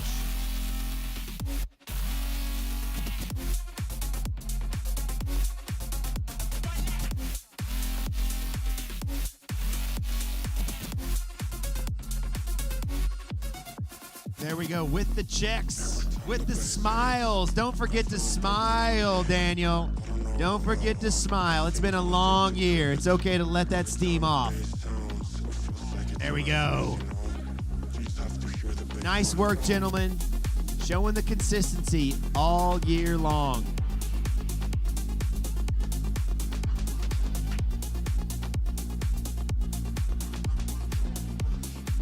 We're going to move on to a shift on the last day, on the last sprint. Cheney Doors and Windows set it up perfectly with their team effort. For the sprint jersey, Owen Gillett.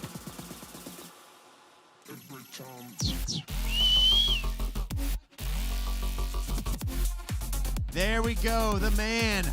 Got it on the last day, on the last sprint. All in for one sprint. Hold it up. Big smile, big flex. We saw him punch the sky when he got the sprint because he knew he clinched it.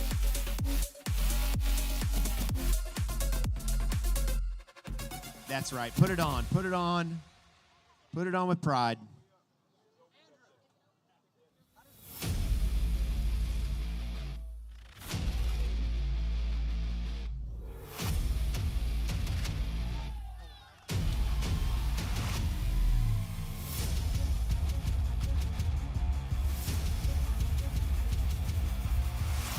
Nice work, Owen. And moving on to the overall teams category. We're going to bring up the big squad. Legion of Los Angeles. Legion, bring it up, bring it up. That was third overall. Second overall teams, the Blazers. Golden State Blazers, bring it up. And the showmen all around, the attackers, the sprinters, Mr. Consistency, Team Cadence Cyclery presented by Encore Wire. Take the overall.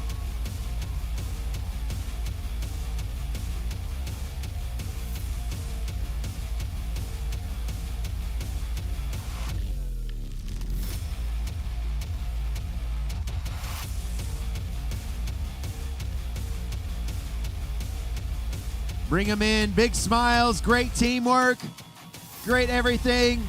It has been a long year. There we go. The ACC team overall. Legion, Blazers, and Cadence. And it wouldn't be finished without popping the bubbly.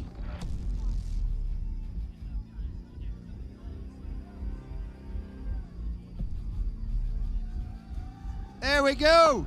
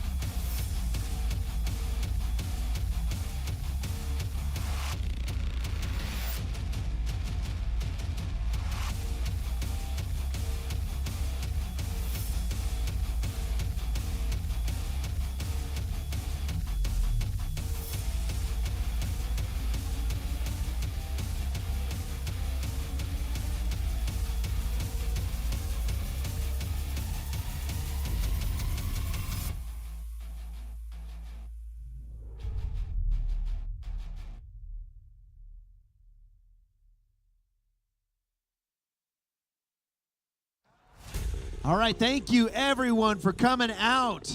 Day number 3 of the 4-day weekend. Gateway Cup's 40th anniversary. All the families that are around, all the pros that are around. Clean up, get ready for tomorrow. It's gonna be a good one. It's a painful one. Here we go.